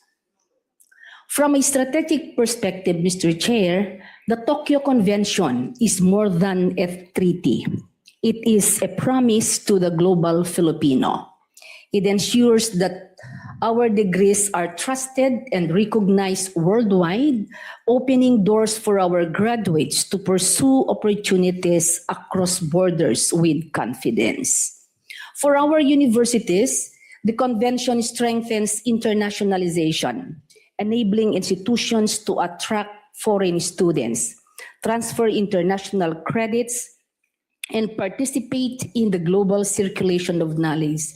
This is how Philippine higher education takes its rightful place on the world stage. For our professionals, Mr. Chair, this convention guarantees swifter credential verification and mutual recognition of a prior learning, allowing them to practice their expertise abroad without unnecessary barriers. For our overseas Filipino workers, This convention secures global recognition of their qualifications, creating more employment opportunities, and ensuring that their skills are valued wherever they go. And for our economy, the convention fuels growth through innovation, driving competitiveness, fostering collaboration, and strengthening the Philippines' role in the global economy. This is the vision we embrace, a Philippines whose talent, whose institutions and innovations are recognized across the world. The Tokyo Convention is therefore our pathway to the future. Most importantly, Mr. Chair, this convention establishes a robust National Information Center under the Commission on Higher Education, which acts as a clearinghouse for information on the Philippine education system, thereby protecting the integrity of our degrees from the reputational risk posed by degree mills or diploma mills, which is one of the major pain points in higher education, and fraudulent practitioners. The current administration has provided the strongest executive mandate to this process to date. On October 10, 2025, Mr. Chair, President Ferdinand R. Marcos Jr. signed the Instrument of Accession, which was subsequently transmitted to the Senate for concurrence. In 2024, we at CHED, together with the Department of Foreign Affairs under President Ferdinand R. Marcos Jr., began coordinating the accession process of the Tokyo Convention.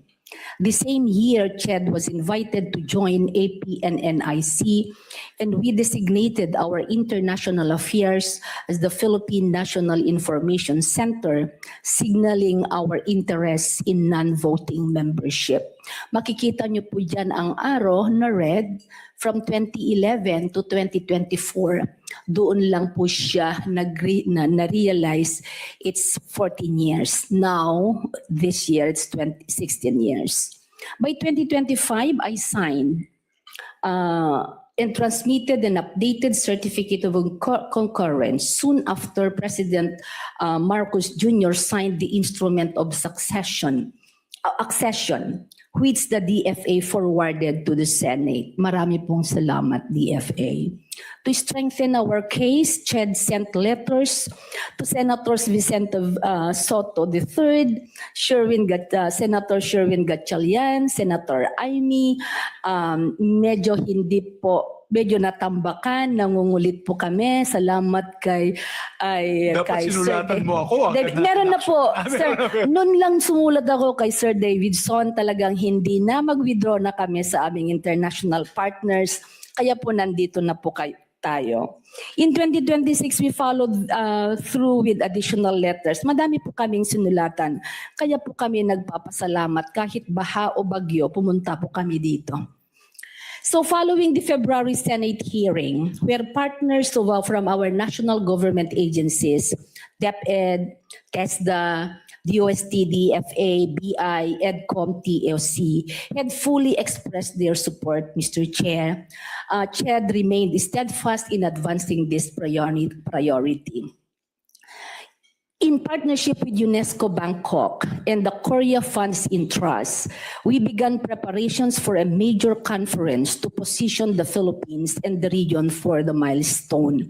Kahit wala pong sa concurrence ng Senate, we already organized our conference come September 30 to October 1 to be jointly hosted by CHED and UNESCO. We will gather Tokyo Convention Bureau members, Asean universities, development partners, and UNESCO offices to strengthen cooperation, share best practices, and align next step for regional implementation in anticipation of the Senate favorable concurrence. Therefore, Mr. Chair, securing Senate accession this year is really very critical. It allows the Philippines to culminate its ASEAN chairmanship not as a follower of educational trends, but as a primary architect of regional recognition policy. To highlight, Mr. Chair and honorable members of the committee, I am very proud to mention here that the Commission on Higher Education was successful in securing the approval of our Asian counterparts for 3 regional initiatives with the Philippines as lead country. These are Asean Ministerial Statement on Access and Sustainable Development in Higher Education through AI-enabled teaching and learning environment and digital transformation. The terms of reference of ASEAN Center for Teacher Education and Development are acted under the leadership of our premier university in teacher education, the Philippine Normal University, and we are also the lead of the ASEAN Global Exchange and Mobility Exchange Research and SDG Platform, or ASEAN GEMS. All 3 were adopted during the ASEAN High-Level Policy Dialogue on Access to Quality Higher Education, Digital Transformation, Sustainability, which we hosted here in the Philippines last June 25, 2026. While the same was adopted during the 14th ASEAN Education Ministers meeting in Singapore on July 2022. It is our prayer, therefore, Mr. Chair, that the 2011 Tokyo Convention be finally concurred and endorsed this accession by His Excellency President Bongbong Marcos to secure our position as the first ASEAN member country to be a state party to the convention. On top of this, Mr. Chair, the convention will institutionalize recognition pathways for Filipino learners and professionals across 13 current state parties to this convention, many of which are primary destinations by the Filipino diaspora, while strengthening the Philippines' position as an emerging education hub in the Philippines. Honorable Chairperson, the step closer to accession is Senate concurrence under Article 7, Section 21 of the Constitution.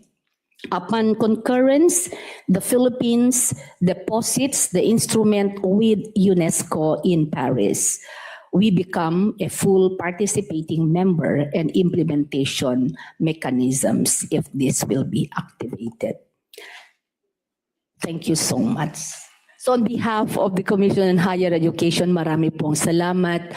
The sun is shining brightly because we anticipate the favorable concurrence of this convention, Mr. Chair.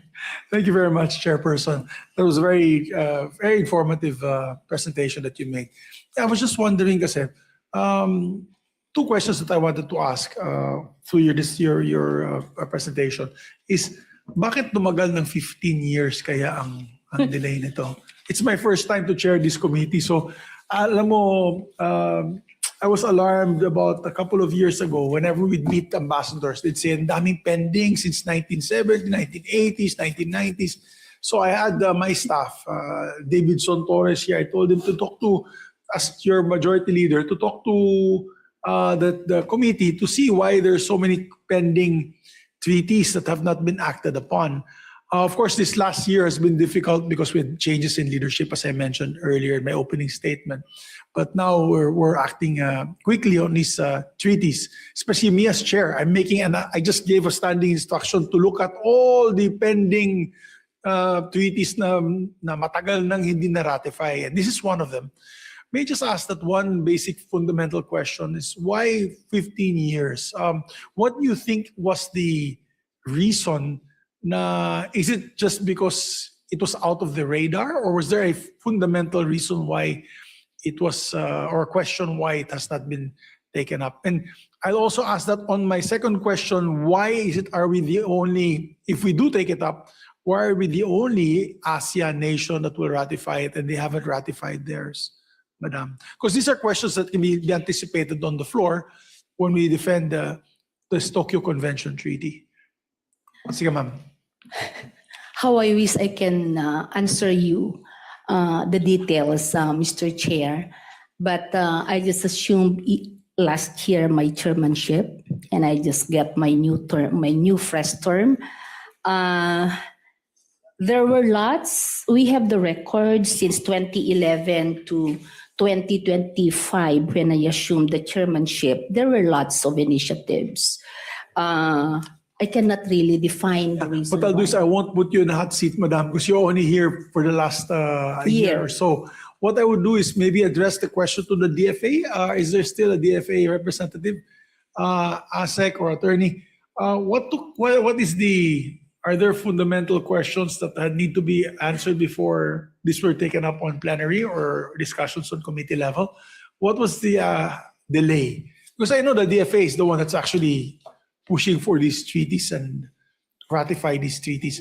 Was there a lack of, I'm looking for the word, not just initiative, was there a lack of support from the DFA on this particular convention? Any one of the DFA like to just answer? Mr. Chair, just like Chair Agrupis, we're not, we can only assume that it was not a priority, but also as a matter of process, baka sir nung certificates of concurrences, the coordination, consultation with other relevant agencies took time.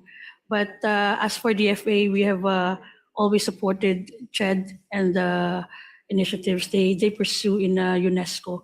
So I'm sorry if I cannot be, there's no further problem. other. We'd like to, of course, we'd like to support being trailblazers in the region, but any particular reason why ASEAN, other member ASEAN states have not yet ratified this particular measure?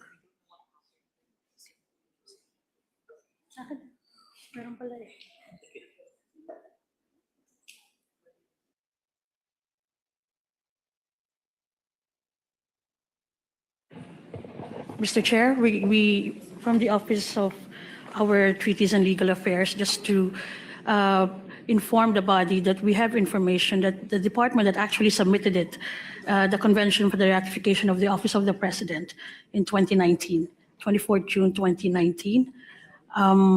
And the Office of the President issued the instrument of ratification and transmitted the same to the Senate for concurrence in 2022. Okay, so bago pa lang, relatively new. Relatively new. So Relatively recent new. movement then. So it's not. Okay, so it's not the 2022 is relatively new. It's Yes. only 4 years ago, and with all the political happenings since then, of course, it takes a while before the committee and members of the Senate actually get information about these treaties. So, okay. With that said, and now the question is, let me go stakeholder by stakeholder. Let's hear the voices, of course, of the DepEd. Let's see the position of the DepEd. We have with us from the DepEd here. Yes, you are Mr. Arvil Mark Armedilla, the Philippine Qualification Framework Technical Assistant. You're with the DepEd, sir? Yes, President. You can add your voice to this issue. Is the DepEd in full support of this measure? Yes, Senator. Please explain why. DepEd respectfully transmitted to the committee a signed letter expressing DepEd's support to ratification and implementation of the Tokyo Convention. DepEd recognizes the potential of the Tokyo Convention for the global Filipino, as presented by Chair Agrupis earlier, in strengthening academic mobility, facilitation of the recognition of educational qualifications, and the reinforcement of commitment of the Philippines to international standards in education. Thank you. Thank you very much to the Department of Education. We also invited here the Department of Labor and Employment, DOLE. Secretary Francis Tolentino couldn't make it, but he sent Mr. Romel Ruiz. Is he here? Nandito ba yung taga-DOLE? Any comments from the DOLE on this issue? Ay, Madam. Yes. You're there Apologies. pala. Yes. I am from the PRC, the Professional Regulations Commission. However, we were also in coordination with DOLE and representing DOLE on behalf of. Thank you for coming. Please proceed on your statement. Yes, for the position of with regard to the Asia-Pacific Regional Convention on the recognition of qualifications in higher education, the PRC recognizes, as well as the DOLE, recognizes the strategic importance of the Asia-Pacific Regional Convention on the recognition of qualifications in higher education. If I may proceed to read the position, in strengthening systems that ensure professionals meet national standards and internationally recognized competencies. So the convention establishes clear, fair, and transparent principles for the recognition of higher education qualifications across the Asia-Pacific region, and this directly supports national regulatory objectives, strengthens public protection, and enhances global competitiveness for Filipino professionals, which is the mandate or jurisdiction of the PRC. The convention reinforces implementation of the PQF, or the Philippine Qualifications Framework, under Republic Act number 10968, where the PRC also serves as a member of the National Coordinating Council together with DOLE and leads international alignment initiatives. The PQF defines national qualification levels, learning outcomes, and competency standards, which are referenced regionally throughout the ASEAN Qualifications Reference Framework, or INQUIRER.net, under the ASEAN. This alignment ensures comparability, transparency, and quality assurance of educational qualifications across ASEAN and the broader Asia-Pacific region. The Tokyo Convention strengthens this alignment by providing a legally recognized regional framework that supports mutual confidence in qualifications and regulatory systems. So under the initiatives of the PRC, just to emphasize the point, in coordination with the other members of the PQF NCC, we hosted also a third-party comparison workshop this year on the 9 to 13 February of 2026 under the 16th AQRF committee meeting. It provided a structured platform for experience sharing, peer learning, and exchange of best practices among ASEAN member states, drawing from their respective referencing journeys and implementation experiences, as well as encouraging reflective dialogue on the extent to which national and regional qualifications frameworks are aligned, compatible, and able to function effectively within the AQRF architecture. The activity is part of the hosting of the Philippines as the chair of the ASEAN for 2026. And the convention also strengthens the implementation of ASEAN mutual recognition arrangements on professional services, which the PRC also facilitates and leads, such as engineering, architecture, nursing, medicine, dentistry, and accountancy. These MRAs rely on recognized higher educational qualifications as the foundation for professional registration and cross-border practice. We want to emphasize on the fact of cross-border practice, which is definitely what this convention would, as mentioned by Ched earlier, would facilitate. The ASEAN continues to enhance MRA implementation and pursue further cooperation on professional services. The convention supports these efforts by ensuring reliable and transparent recognition of academic qualifications, which is essential for mobility and regulatory cooperation. The PRC also participates in regional mobility initiatives such as the APEC Engineer and APEC Architect projects under the auspices of APEC. These initiatives enable Filipino engineers and architects to gain recognition across APEC economies based on verified qualifications, professional competence, and experience. The Tokyo Convention strengthens these pathways by promoting consistent recognition standards across the Asia-Pacific, improving international mobility and professional opportunities for Filipino practitioners. And in addition, the convention supports implementation of commitments under regional economic agreements, including the Regional Comprehensive Economic Partnership and the second protocol to amend the ASEAN-Australia-New Zealand Free Trade Agreement, which encourages cooperation, transparency, and development of recognition frameworks for professional qualifications.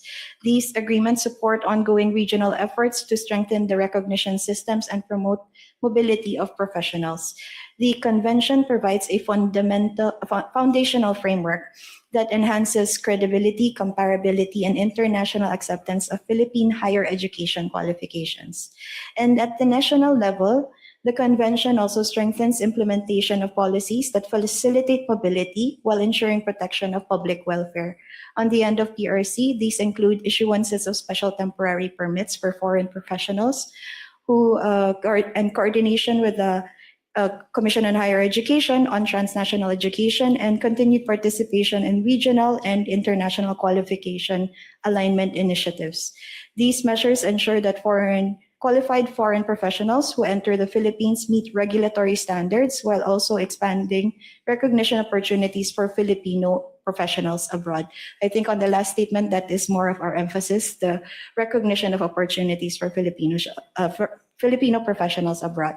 The convention also advances national commitments to inclusive access to professional opportunities for refugees, because there is a provision in this, stateless persons and asylum seekers collectively referred to as persons of concerns, consistent with Executive Order number 163 of series of 2022. And this executive order establishes a whole of government framework to promote protection, inclusion, and access to education and employment opportunities for POCs. The Philippines is also a state party to the 1951 Convention relating to the status of refugees and its 1967 Protocol relating to the status of refugees, which supports the access to education and professional practice for qualified individuals. In line with these commitments, the PRC issued Resolution number 1865, series of 2024, which allows appropriate evaluation and alternative documentation procedures for qualified POCs, applying for special temporary permits, which the PRC issues. And the Tokyo Convention strengthens this framework by providing mechanisms for verification and recognition of foreign qualifications, ensuring that competency and public safety remain the primary basis for professional practice. So looking forward, ratification and implementation of the Tokyo Convention will strengthen regulatory cooperation, support ASEAN and APEC mobility frameworks, and enhances fulfillment of international commitments under regional trade and professional services agreements. For the Senate, the convention represents an important step in advancing internationalization of Philippine education and professional regulation. And for the PRC, it provides stronger legal and institutional support for fair and reliable recognition of qualifications. And for the Filipino professionals, it expands global career opportunities and strengthens international recognition of Philippine degrees. While for the public, it ensures continued access to competent, qualified, and globally competitive professionals. So as my last statement, ultimately, the Tokyo Convention positions the Philippines as an active and credible partner in the Asia-Pacific community, strengthens confidence in Philippine qualifications, and promotes inclusive and responsible professional mobility, and contributes to the national development, regional integration, and protection of public welfare. Thank you, Mr. Chair. Thank you very much for that very comprehensive explanation on the support of this measure.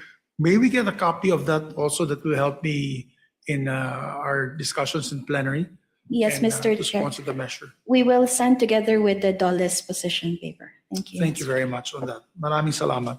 So, of course, with the explanation of the chairperson, Agrupis, and the members of the PRC, Attorney Melissa, it's very clear how important this measure is. No?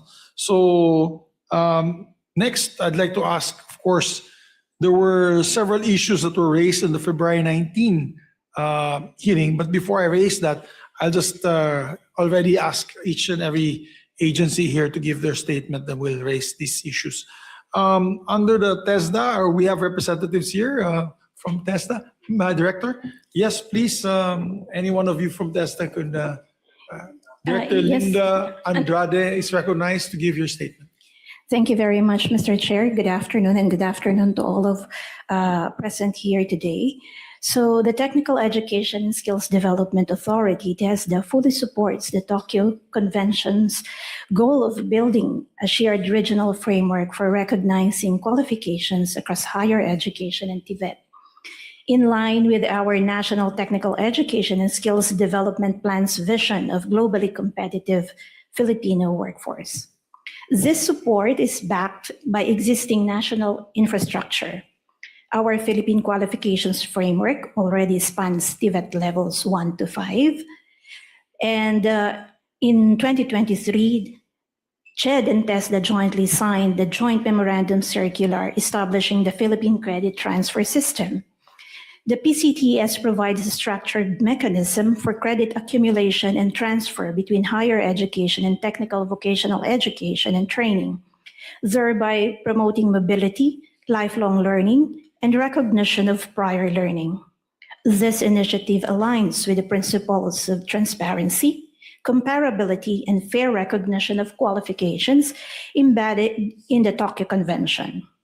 The existence of such national frameworks demonstrates the country's readiness to operationalize the Convention's objectives within the domestic education and training system.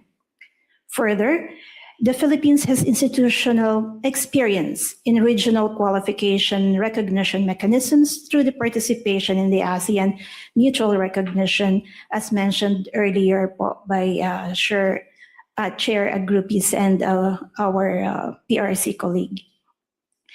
This was signed since 2012 pa po. And the implementation of this MRA reflects the country's established systems in competency assessment, certification, and cross-border recognition and qualifications. On this basis, Mr. Chair, TESDA proposes its endorsement and affirms its commitment to working with JED, DepEd, and other agencies towards its effective implementation. We already submitted our position paper, Mr. Chair. It's already with the COMSEC. Thank you so much, Bob. Director Linda, thank you very much for that. Next, last but not the least, we'd like to ask the opinion of our baby of the Senate and House of Representatives, which is the EDCOM 2. Director Carl can make it, but we have here with us the Chief Legal Officer, Attorney Simon Salinas. Simon. Yes, good afternoon, Mr. Chair. Good afternoon to the rest of our participants in today's hearing.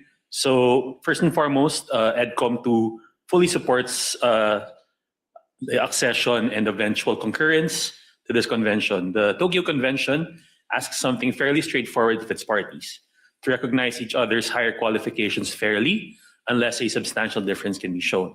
So for millions of Filipinos working, studying, and building careers abroad, we believe it is a difference between a degree that travels and one that has to be defended case by case, credential by credential. We believe it is consistent with, and in fact reinforces, the reform agenda already before this Congress that we have, finishing the qualifications framework that the law had already promised us, and making sure that credentials that we ask the world to recognize are credentials that we can vouch for ourselves. So with that, we would also just like to request, when the committee fully makes explicit in its report, that should concurrence proceed, it should be alongside with our enforcement and collaboration against diploma mills and unauthorized programs. And this, of course, alongside a funded and clearly designated lead agency for the National Information Center, which is a requisite of this treaty. And I believe that the Commission on Higher Education has been ably able to provide and supplement this. But we believe that recognition is abroad is only as strong as the quality assurance that we build here at home. But rest assured that, as in the previous hearing in February, and as for previously submitted position, that the Commission fully supports the passage of this treaty, the support concurrence for this treaty, and we stand ready to support its implementation, continue monitoring as well going forward. Thank you, Mr. Chair. Thank you, Attorney, very much for that. And just some of the points that were raised during the February 19 hearing when Senator Erwin Tulfo was the chairman of the committee. Chairperson Agrupis, so basically because of this convention, we will be the National Information Center, is that correct? It says here that CHED will serve as the National Information Center as part of the I think functions or when we approve this treaty, that's part of the functions of the CHED. Are we ready to do that? I believe there are questions on your manpower and your readiness to be able to be head of the National Information Center. Thank you, Mr. Chair. Yeah, in fact, yes, it is true that the number of manpower is a challenge even without this Tokyo Convention. It's really a big challenge in the Commission on Higher Education when it comes to manpower. Again, I reiterate, we manage more than 2,300 higher education institutions, and yet we only have barely less than 800 employees across the Philippines. But this is necessity, Mr. Chair. That's why when it comes to the National Information Center, we are not starting from zero. the National Information Center will be the portal where all member countries and the partner universities will upload the qualification. Our Philippine qualification framework will be uploaded, so it will provide a framework for easy harmonization and accreditation of academic credits from one university to another. So, kaya. Simple lang, ma'am, madam. Parang impeachment lang to. Yes or no? Kaya ba natin maging National Information Center, and you're taking steps to make it happen?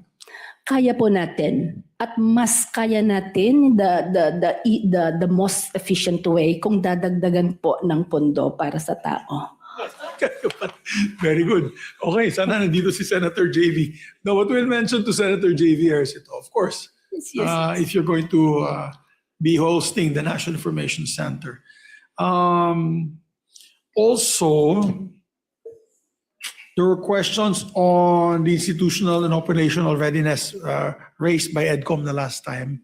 So, again, kaya ba natin? Do we have the institutional and operational readiness once we ratify this Tokyo Convention? Yes, Mr. Chair. As part of my presentation in partnership with UNESCO, we shall be having a training for the National Information Center. This is scheduled September 30 to October 1, Mr. Chair. Speakers will be coming from UNESCO and expert from the Asia Pacific region. On the issue, yan ang gusto ko. Ako, I don't like looking for problems. I like looking for solutions. So basta sinabi mo, kaya natin gawin natin. Di ba, ma'am? So we will support you. We will support you there. Please, trust us. Yes, I trust the CHED and all the agencies here that will push for this. Also, yung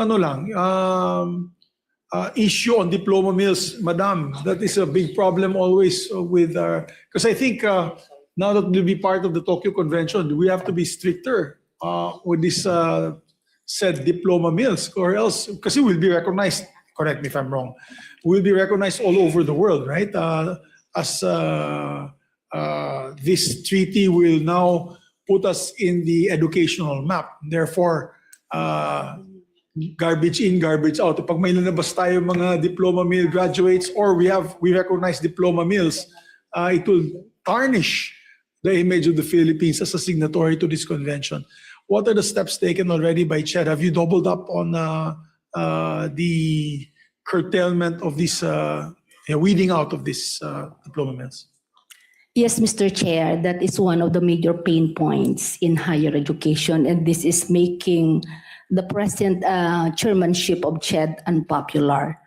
But we already launched the CHED Tanaw, where we already put every information of the university, the degree offering, compliant universities, compliant program, which serve as a portal for all learners to check whether the program that they are enrolling is compliant or not. So we also launched in the Teacher Education Council, we also launched the higher education teacher program inventory, because most of the diploma mill is lodged in the teacher education, which we are currently solving.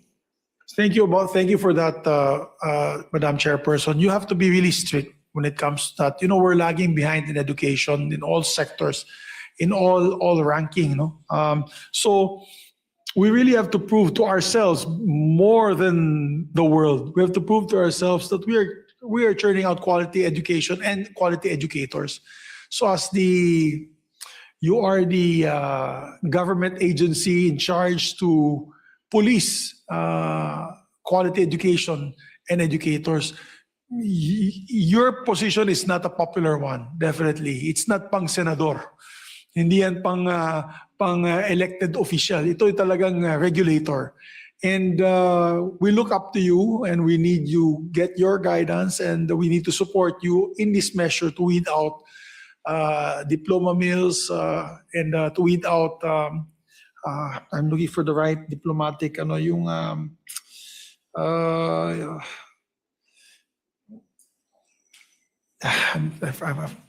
looking for the word, it'll come to me. But definitely, we look up to you as a regulator to make sure that you have the ability to weed out these undesirables in the educational sector. That's a word, undesirables, which gives us a black eye, and so I remember there were issues before in the past on people getting masteral and PhD diplomas without the proper process in doing so. Ika nga, parang recto lang pag hindi CS recto. Parang sa recto lang galing yung mga diploma. And that's going to give us a black eye in this on the signatories of this convention. So we support you on that, Madam. Be firm. Huwag kayong matakot. Pag inaaway kayo ng ibang agency, di lumapit kayo sa amin, di pagalitan din namin sila. Not just the agencies, but I know the universities, the state colleges and universities, because it's not popular that you're heading also all the state colleges and universities, that you have to put your foot down to make sure that they churn out quality education and teachers training. So tuloy nyo lang po yan, ma'am. Once I have that assurance from you, we can push through with this ratification. Basta kasi baka magtanong na dun sa plenary there, alam mo naman, maraming mga very smart senators, they're going to ask me, once we sign this, are we even sure that we can provide the quality education and educators that this convention requires us to produce? I have to say, with affirmative response, with the recommendation of EDCOM 2 and PRC that is here, that we can do so. Kaya po natin, ma'am. Yes po. I just would like to add and thank the DFA. We already launched, and it is already in the eGov, the ECOV, the electronic certification and authentication. So no diploma will be authenticated by CHED without in the list of CHED already. So also the apostille, it is being spearheaded by DFA. So wala na po talaga, naka-safeguard na siya. It's just that the upcoming graduates, medyo kailangan natin maging firm and revisit our policies and guidelines. And thank you for that support, Mr. Chair. Thank you very much, Chairperson, for the answer. So, mentioned by the PRC earlier also, this is cross-border practice, di ba? So this will help us also once we're party to this convention and we have the qualifications in place, all the safeguards in place. Does it make it easier for our professionals to do cross-border participation practice? Mr. Chair, based on our stakeholder consultations in the past, one of their concerns really all and most of the time is the education certificates. And they would say that one delay that causes them is the producing of education certificates up to the level of high school. So with this, what's this recognition, perhaps through the Tokyo Convention, this may, in a way, safeguard or at least give that confidence to our partners that in the Philippines we produce qualified or international quality levels and up to the standards that is necessary, and perhaps may give that sense of comfort to give that kind of recognition as facilitative recognition for our Filipino professionals. And that happens a lot in the Middle East, for example. So and that is why we really emphasize on cross-border practice, because the education part is always a hand-in-hand towards their professional qualification as well, in their evaluation of their work permits, as well as their request for visas, for example. So these are things that will definitely assist our professionals. And sorry, Mr. Chair, Yes, just please. to emphasize that we are really a professional services sending country. It's more of outbound rather than inbound. This is something that will definitely help our OFWs. Thank you. That's very good to hear. That's very good to hear. And also, dapat yung CHED and TESDA, Ma'am Linda, CHED and TESDA should also be coordinating with each other because apparently TESDA is also part of this program, right? So again, garbage in, garbage out. We have to make sure that our TESDA graduates will qualify with the requirements stated upon by this convention. Yes, Mr. Chair, if I may respond. Yeah, yes, Mr. Chair, I can. We just launched the One Education just last month, and the three agencies, the educational sector, are now in constant conversation towards a number of initiatives. So common initiatives for the matter, and for the purpose of the Tokyo Convention, we are definitely into it, Mr. Chair. That's very good. All right. So with that, thank you for that all that information given by the stakeholders. We now like to approve this treaty on committee level and come up with the committee report. I'll need you all to be ready when we discuss this on plenary, particularly on second reading when we do the debates. And your position papers, please give them directly to our committee secretariat so that we can put their points in our when we do the presentation in plenary and sponsorship of the measure. So congratulations, CHED, EDCOM, TESDA, DepEd, PRC, and DOLE for this measure. And hopefully in 3 weeks' time, we can ratify this measure. And DFA, well, DFA is always constant support. We'd like to recognize Attorney Mandap. He's raising his hand. Yes, sir. Yes, Mr. Chair. Thank you for acknowledging the DFA.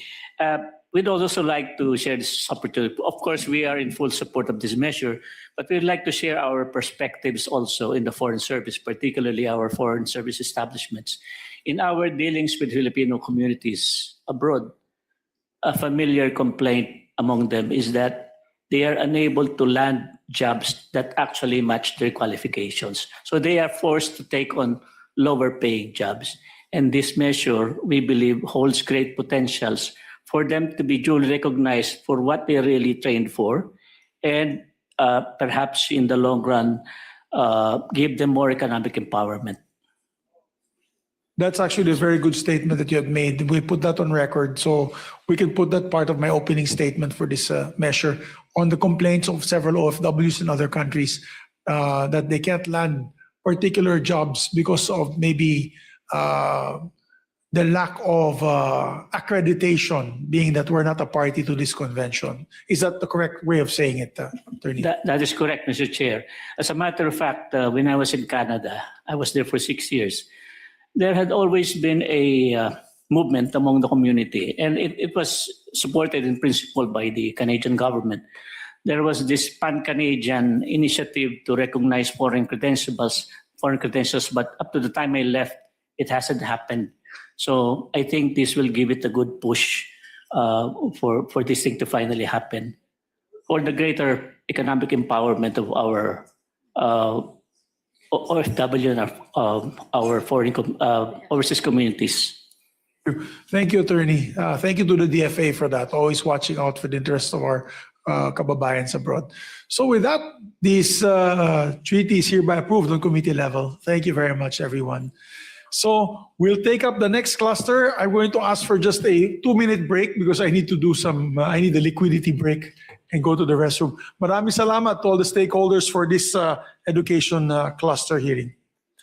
Hearing is hereby suspended for 2 minutes.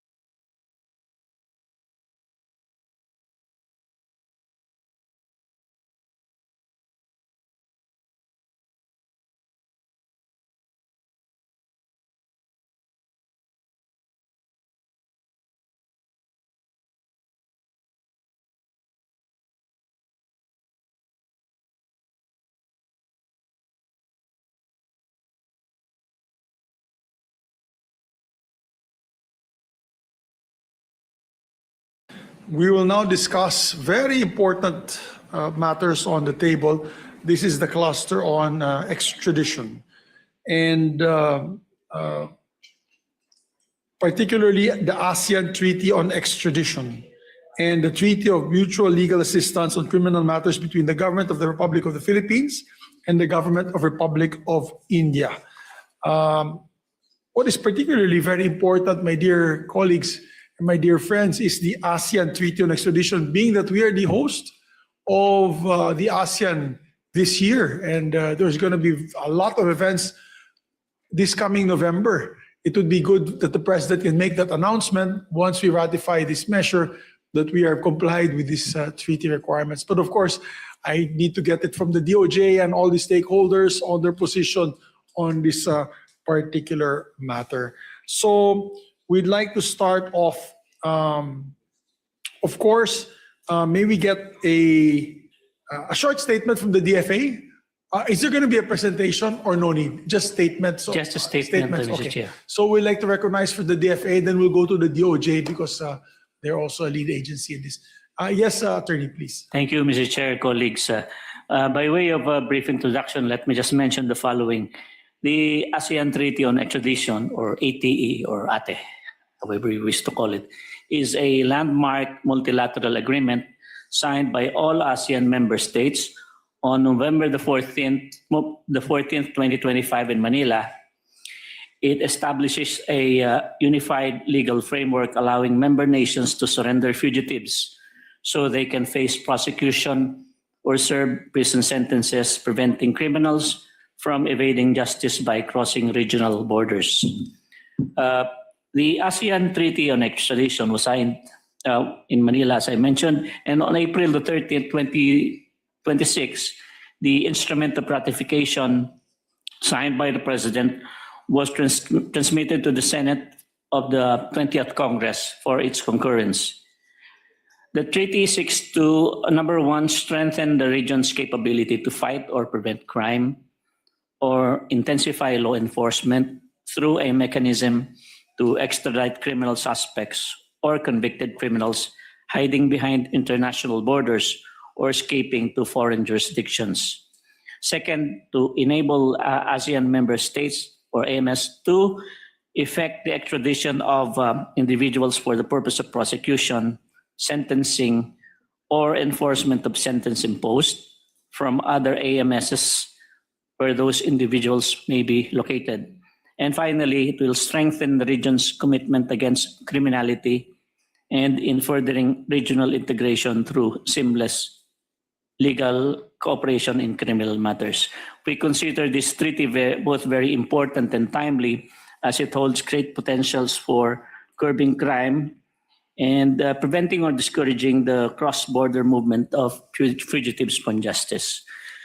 But for a more detailed discussion on the highlights and benefits of the treaty, I shall yield the floor to the Department of Justice, which is the implementing agency and central authority of the Philippines on matters of extradition. Thank you. Thank you very much, Asek. Just a few questions before I recognize our senior state counsel. How do we have bilateral extradition treaties with ASEAN member states? We have two, Mr. Chair, one with Indonesia and the other with Thailand. Okay, we do. No, because I can recall the issue on, and I know everybody's familiar with this, with the former Congressman Teves. He was hiding for a long time in ASEAN member countries, and then eventually he ended up in Timor-Leste. And it was actually the political will at that time of Secretary Boying Remulla that basically, through the initiative of the President saying that, and I did talk to Secretary Lazaro about it in the back when we were having a meeting prior to our hearing, that basically it was telling Timor-Leste, we will object to your membership on the ASEAN if you don't help us with this fugitive. In a nutshell, I'm paraphrasing, of course, being very diplomatic about it. And they did comply, and I believe the president of Timor-Leste had actually visited us also here in the Philippines for a state visit. So that was more diplomacy than it was an extradition treaty. So Is it correct to say, ASEC, that it's very important to have this framework?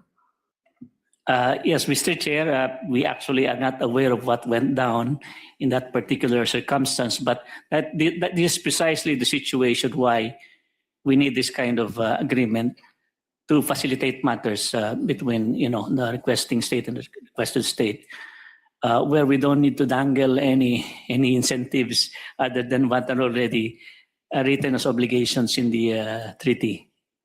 Actually, even I think the case of Alice Guo in Indonesia, that was actually a courtesy given, according to Secretary, the Alice Guo as well as the case of Teves was courtesy given to our country, being, I guess, friends, at the same time, courtesy given to the law enforcement community. Parang nagtulungan po yung local NBI natin tsaka yung kanilang version of their NBI, and as when there was a red notice given, so nagtulungan.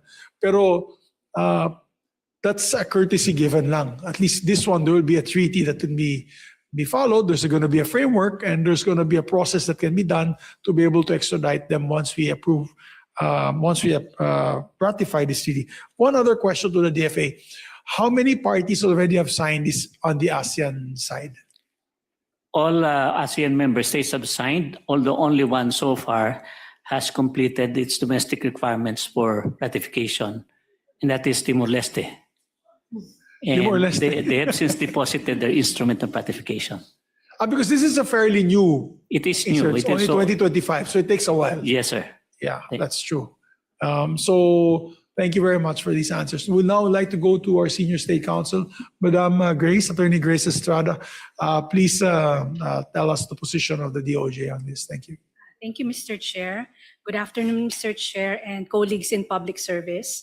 The Department of Justice expresses its sincere appreciation to the committee for its consideration for the concurrence of the ASEAN Treaty on Extradition, or ATE, and the Philippines-India Mutual Legal Assistance in Criminal Matters Treaty, or the MLAT. We recall the honor of having the signing of the ATE in Manila, Philippines on November 14, 2025, on the occasion of the Philippine chairship of the ASEAN Law Ministers Meeting, or the ALO-MM, chaired by Secretary Frederick A. Vida, who was also given by the President the special authority to sign the ATE. We see the Senate's concurrence at the soonest opportunity and the early ratification of the ATE as an achievement befitting our nation. Not only as host of the signing and chair of ALO-MM, the Philippine chairship of ASEAN, but more significantly, as a steadfast champion of justice and the rule of law within the ASEAN region. The ATE is an affirmation of the Philippines' enduring commitment to cooperation, justice, and the rule of law in ASEAN. In his statement at the last ALO-MM, the President stressed that the signing of the AET would be a defining moment in our effort to bring to justice those who acted against the law. He also recognized how the ATE demonstrates ASEAN member states' collective and united belief that justice and fairness know no borders in ASEAN. At present, the Philippines maintains bilateral extradition treaties with only 2 ASEAN member states, Indonesia and Thailand. The effectivity of the ATE will upgrade these treaties by moving from a list-based approach to conduct-based approach, while extending and benefiting from the same extradition cooperation to 9 additional ASEAN member states. Currently, the Philippines has extradition treaties in force with 13 states. Once the ATE comes into force in effect, the Philippines will be able to extradite and request extradition from 8 more states, or a total of 21 states. The provision of the ATE are consistent with Presidential Decree number 1069, or the Philippine Extradition Law. Its provisions are likewise standard and present in our modern bilateral extradition treaties.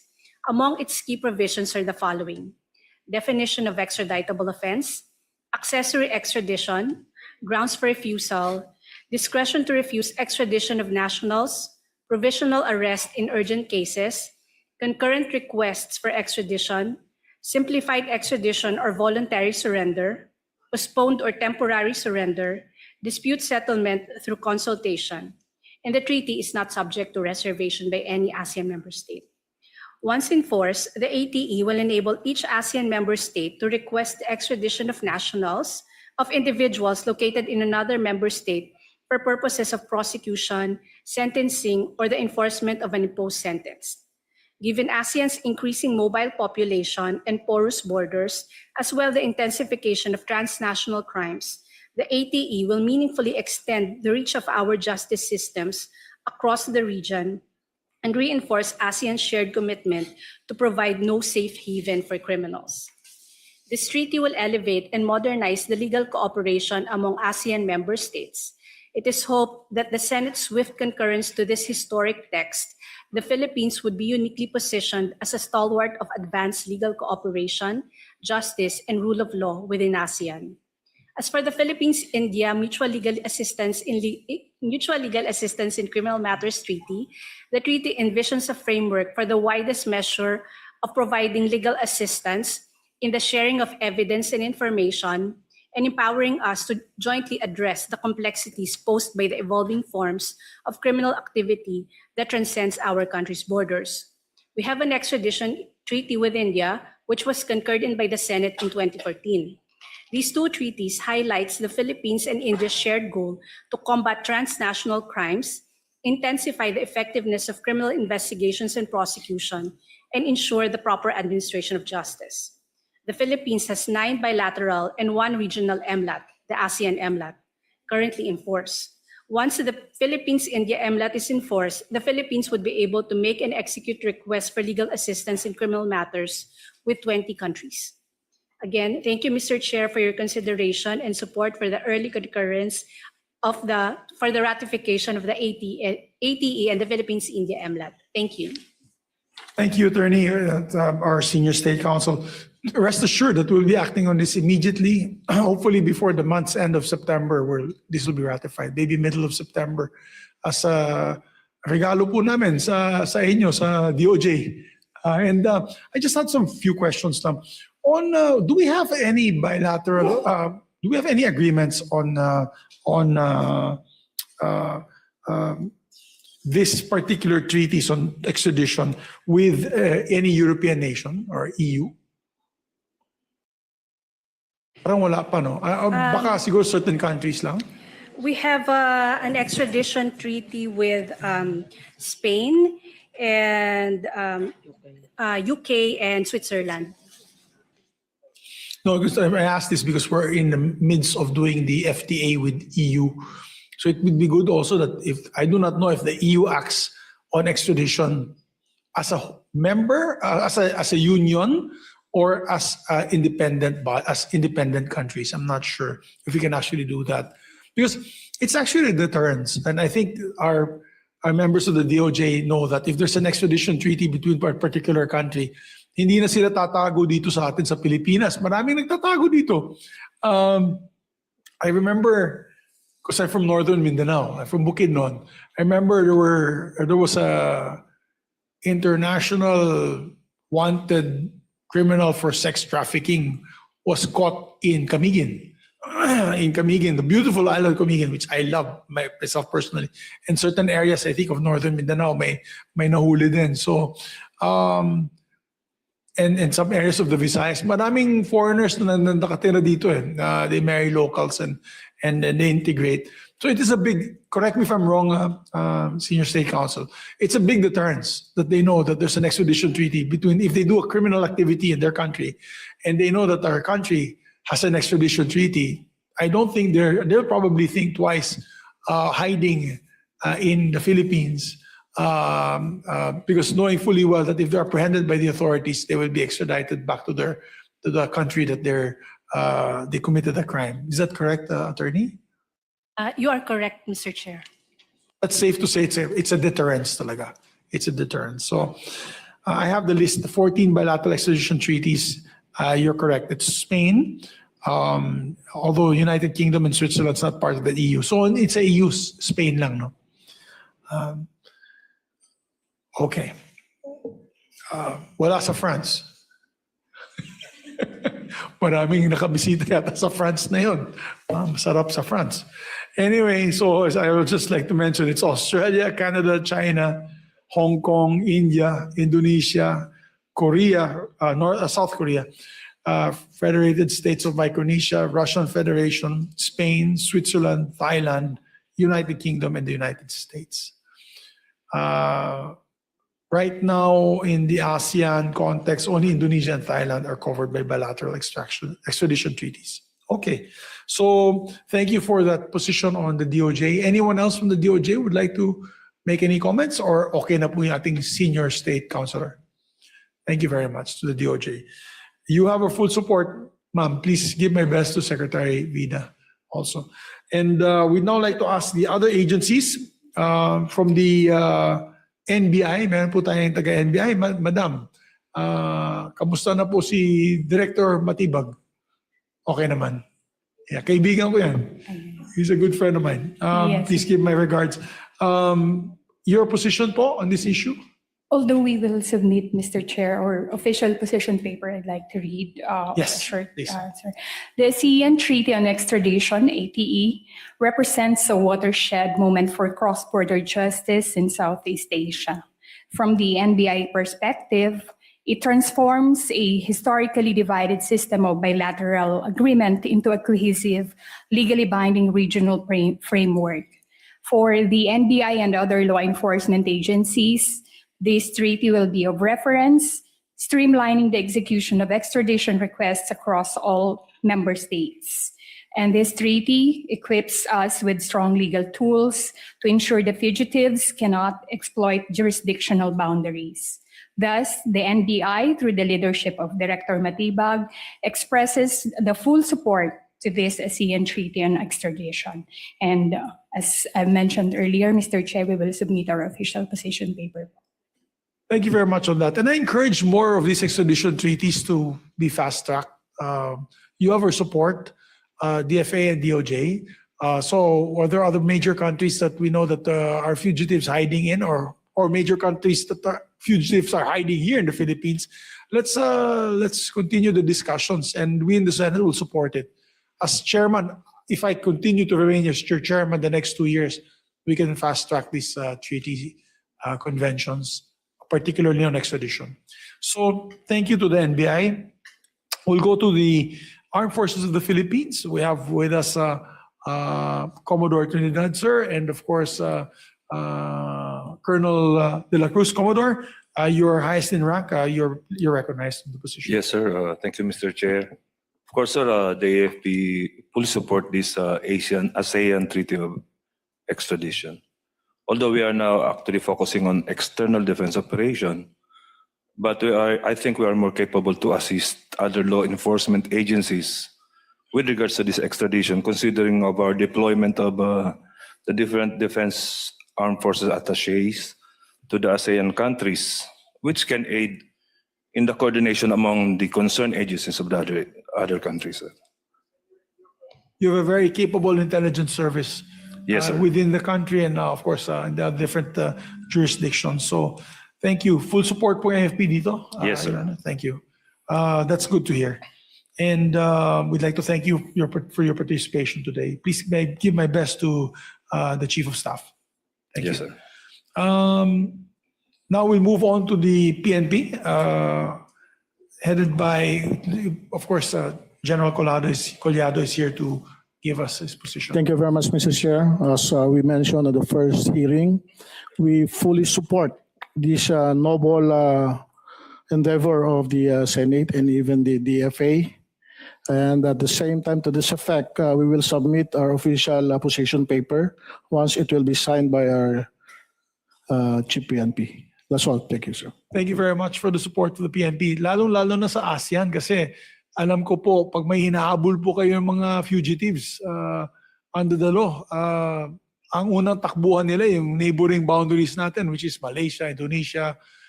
So it is very important that we have this framework on hand because at least you'll get cooperation. Correct me if I'm wrong. You'll be getting cooperation. Actually, sir, we just had the ASEANAPOL this July. It is the convention of all ASEAN member countries, particularly the law enforcement agencies, the police, and we have dialogue partners from the different parts of the world, not only regional, and we discuss this, but more on collaboration. while waiting for this extradition. Likewise, the PNP already have in place our memorandum circular that treats this particular issue once it will be ratified. So again, the PNP is already prepared for this eventuality or actions. Thank you. Very good. And you can flex your muscle na. Pag na-ratify natin to, sabihin mo sa ibang bansa natin, mga kapatid sa ASEAN, na please also push for your ratification kasi inunahan na natin ang Pilipinas. We will do that, sir, since the Philippine National Police is the current, we are the host for this whole year. So part of the discussion will be this one. Thank you, sir. Rest assured, sir. Thank you very much, General. Well, we'll do our part for this ratification as well. We'd like to ask also to give a comment on this issue, the Philippine Center on Transnational Crime. We have with us former General Benjamin Batara, sir. You're recognized, sir. Or is it Attorney Baltasar Asadon, the legal assistant? Either one of you can give the statement. Thank you, sir. Honorable Chairperson of the committee, distinguished members of the Senate, esteemed officials of government, ladies and gentlemen, good afternoon. At the outset, Senator, allow me to congratulate you on your election as the chairman of the committee. With the indulgence of this honorable committee, may I first convey the apologies of Undersecretary Romeo C. Prestosa, our executive director, who is unable to personally attend today's hearing due to a concurrent and equally important official engagement requiring his presence. I appear before the committee as his duly authorized representative and on his behalf respectfully convey the official position of the Philippine Center on Transnational Crime on the ASEAN Treaty on Extradition and the Treaty on Mutual Legal Assistance in Criminal Matters between Government of the Republic of the Philippines and the Government of the Republic of India. The PCTC respectfully and unequivocally support the Senate's concurrence in the ratification of both treaties. These instruments are neither duplicative nor merely aspirational. They establish distinct but complementary legal mechanism. It is indispensable to the effective investigation, prosecution, and suppression of transnational crime. The ASEAN Treaty on Extradition governs the lawful surrender of persons wanted for prosecution or for the enforcement of sentence.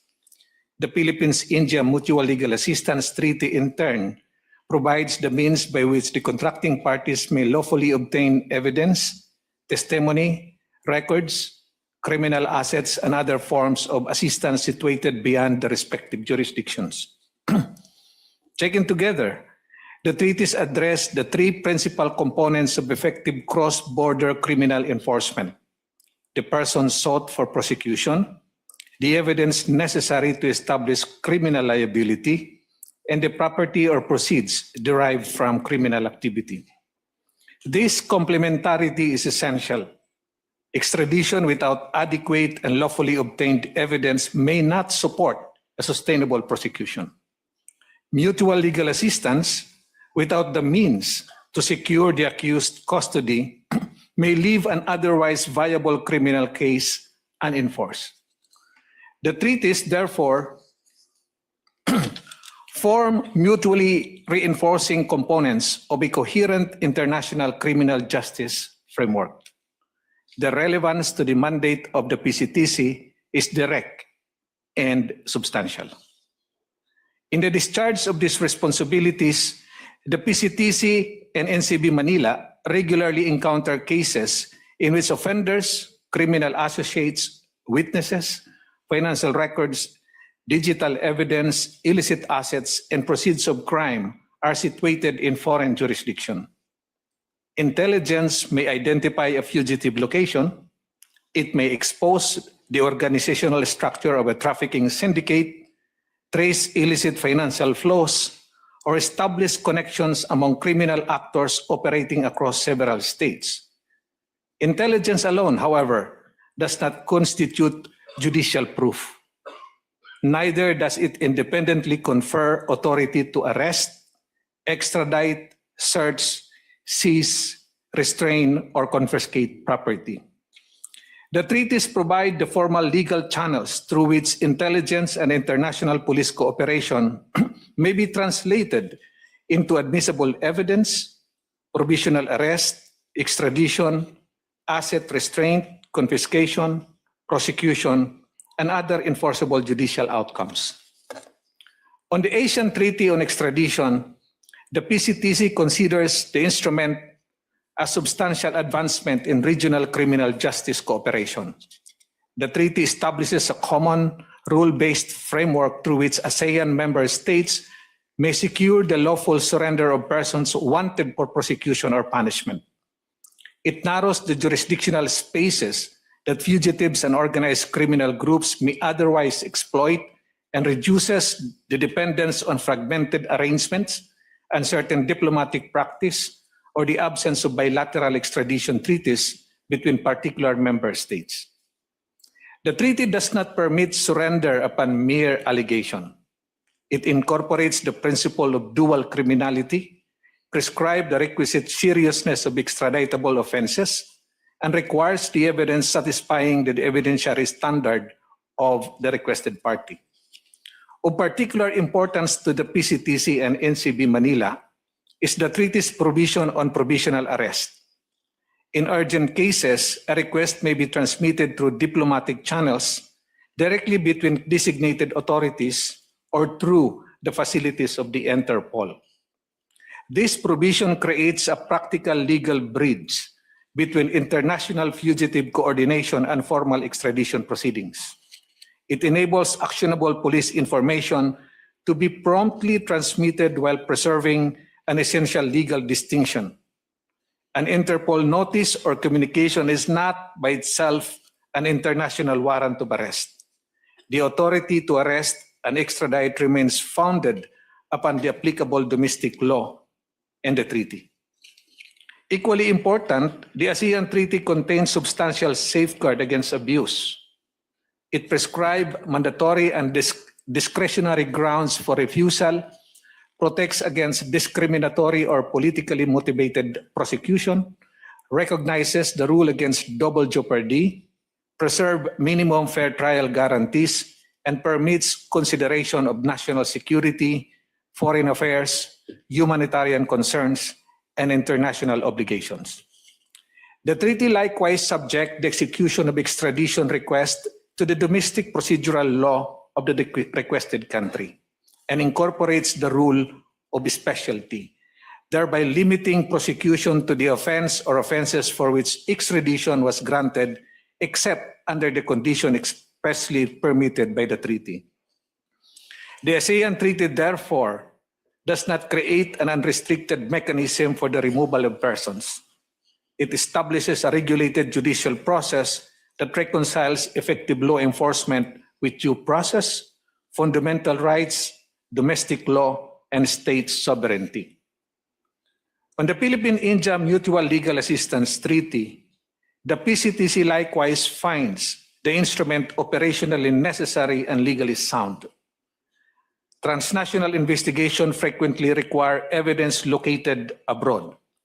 This may include financial and corporate records, digital evidence, witness testimony, communications data, banking information, criminal assets, instrumentalities, and other materials necessary to establish criminal liability. Without a formal legal mechanism for obtaining such evidence, even a well-developed investigation may fail to satisfy the evidentiary and procedural requirement for prosecution.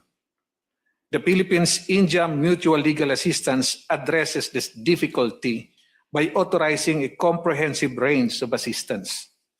This includes locating and identifying persons and objects, serving judicial documents, obtaining information, records, and evidence, taking testimony and statements, conducting hearings through video conference, facilitating the attendance of witnesses, executing searches and seizures, transferring persons in custody for evidentiary or investigative purposes, and tracing, restraining, forfeiting, and confiscating criminal proceeds and instrumentalities. Transnational criminal organizations are sustained not only by their individual members, but by financial networks, intermediaries, concealed property, and illicit proceeds distributed across jurisdiction.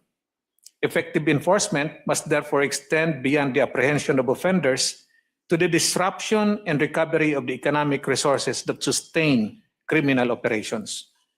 The treaty accordingly provides mechanism for identifying, tracing, restraining, seizing, forfeiting, and confiscating criminal assets and instrumentalities. It addresses funds intended for terrorism and other transnational organized crimes, the return of assets and embezzled public funds, and in appropriate cases, the sharing of confiscated property. The Mutual Legal Assistance Treaty nevertheless preserves the sovereign authority and legal safeguard of both states.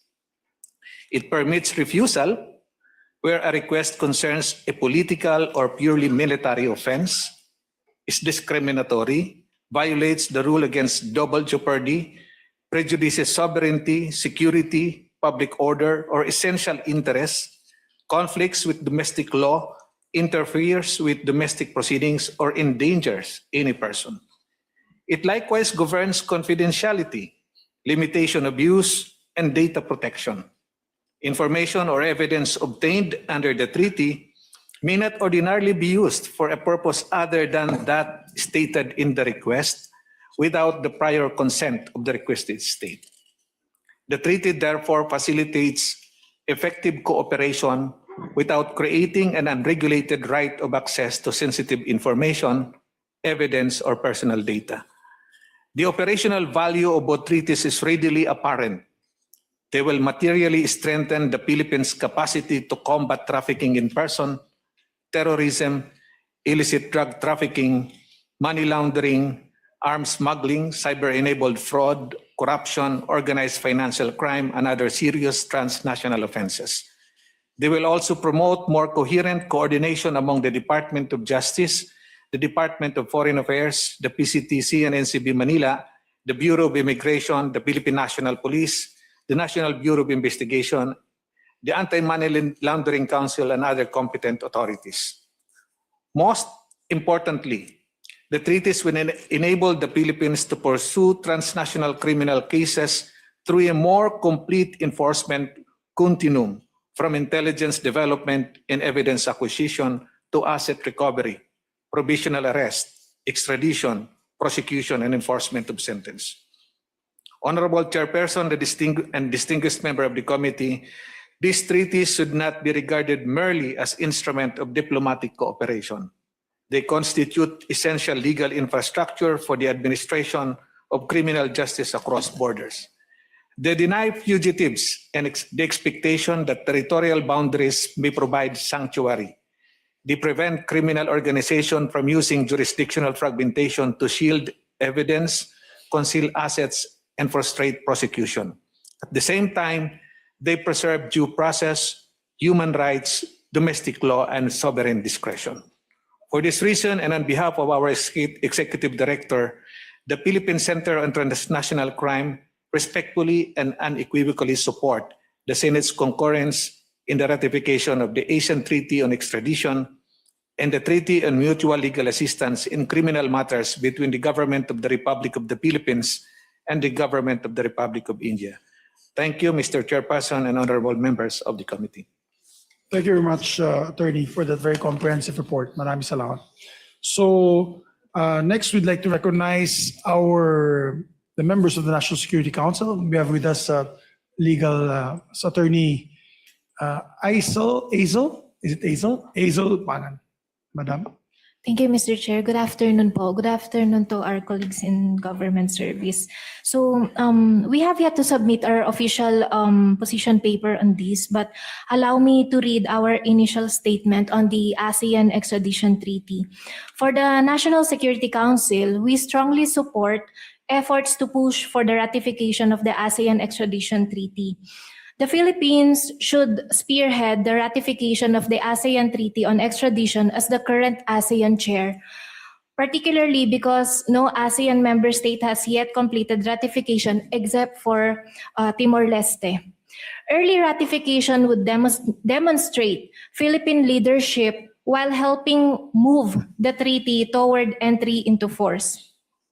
More importantly, the ATE would strengthen regional cooperation in addressing transnational crimes by providing a common legal framework for the extradition and surrender of persons sought for prosecution or to serve criminal sentences. This would help prevent offenders from exploiting national borders and differences in domestic legal systems to evade arrest and prosecution. The ratification is particularly important given the increasingly cross-border nature of crimes such as trafficking in persons, drug trafficking, money laundering, cybercrime, online fraud, terrorism, and organized crime. For the Philippines, the ATE would significantly expand the legal mechanisms available to secure fugitives located in other ASEAN jurisdictions beyond its existing bilateral extradition arrangements with Indonesia and Thailand. By taking the lead in ratification, the Philippines can help create momentum for other ASEAN member states to do the same, ultimately making the region more effective in locating, apprehending, and prosecuting transnational offenders and ensuring that crossing an ASEAN border does not become a means of escaping justice. For the mutual legal assistance treaty between Philippines and India, may we be given at least 5 days, Mr. Chair, to finalize our position paper with supporting justifications and studies. We have yet to consolidate our position paper on this to be signed by our National Security Advisor. Thank you, Mr. Chair. Thank you very much, Attorney Aisel. We'd now like to also recognize from the Bureau of Immigration, Attorney Maminta. You're recognized, sir, for your position of the Bureau of Immigration. Good afternoon, Honorable Chair. For the Bureau of Immigration, as an attached agency of the Department of Justice, we strongly support their position and all the pending treaties before this honorable committee. Thank you, Mr. Chair. Thank you very much, Attorney. So with that said, all favorable endorsements from all the important agencies and stakeholders. I know the importance of this. We need to pass this the soonest, particularly the ATE, the ASEAN, of course, treaty on extradition. And of course, also with India. We have to pass this immediately. So we now move that the COMSEC prepare the committee report, Madam Sue, and we will hopefully present this to the body next week for sponsorship. So once again, congratulations. Thank you for your time. I hope we didn't waste any time here. Thank you for your effort coming here. Alam ko may circular yung Malacanang saying that you can work from home, but these are important measures. And we really appreciate all of you coming here today. Maraming salamat po. So with that concludes our hearing. Once again, mabuhay po tayong lahat. Thank you very much. This hearing now is hereby adjourned.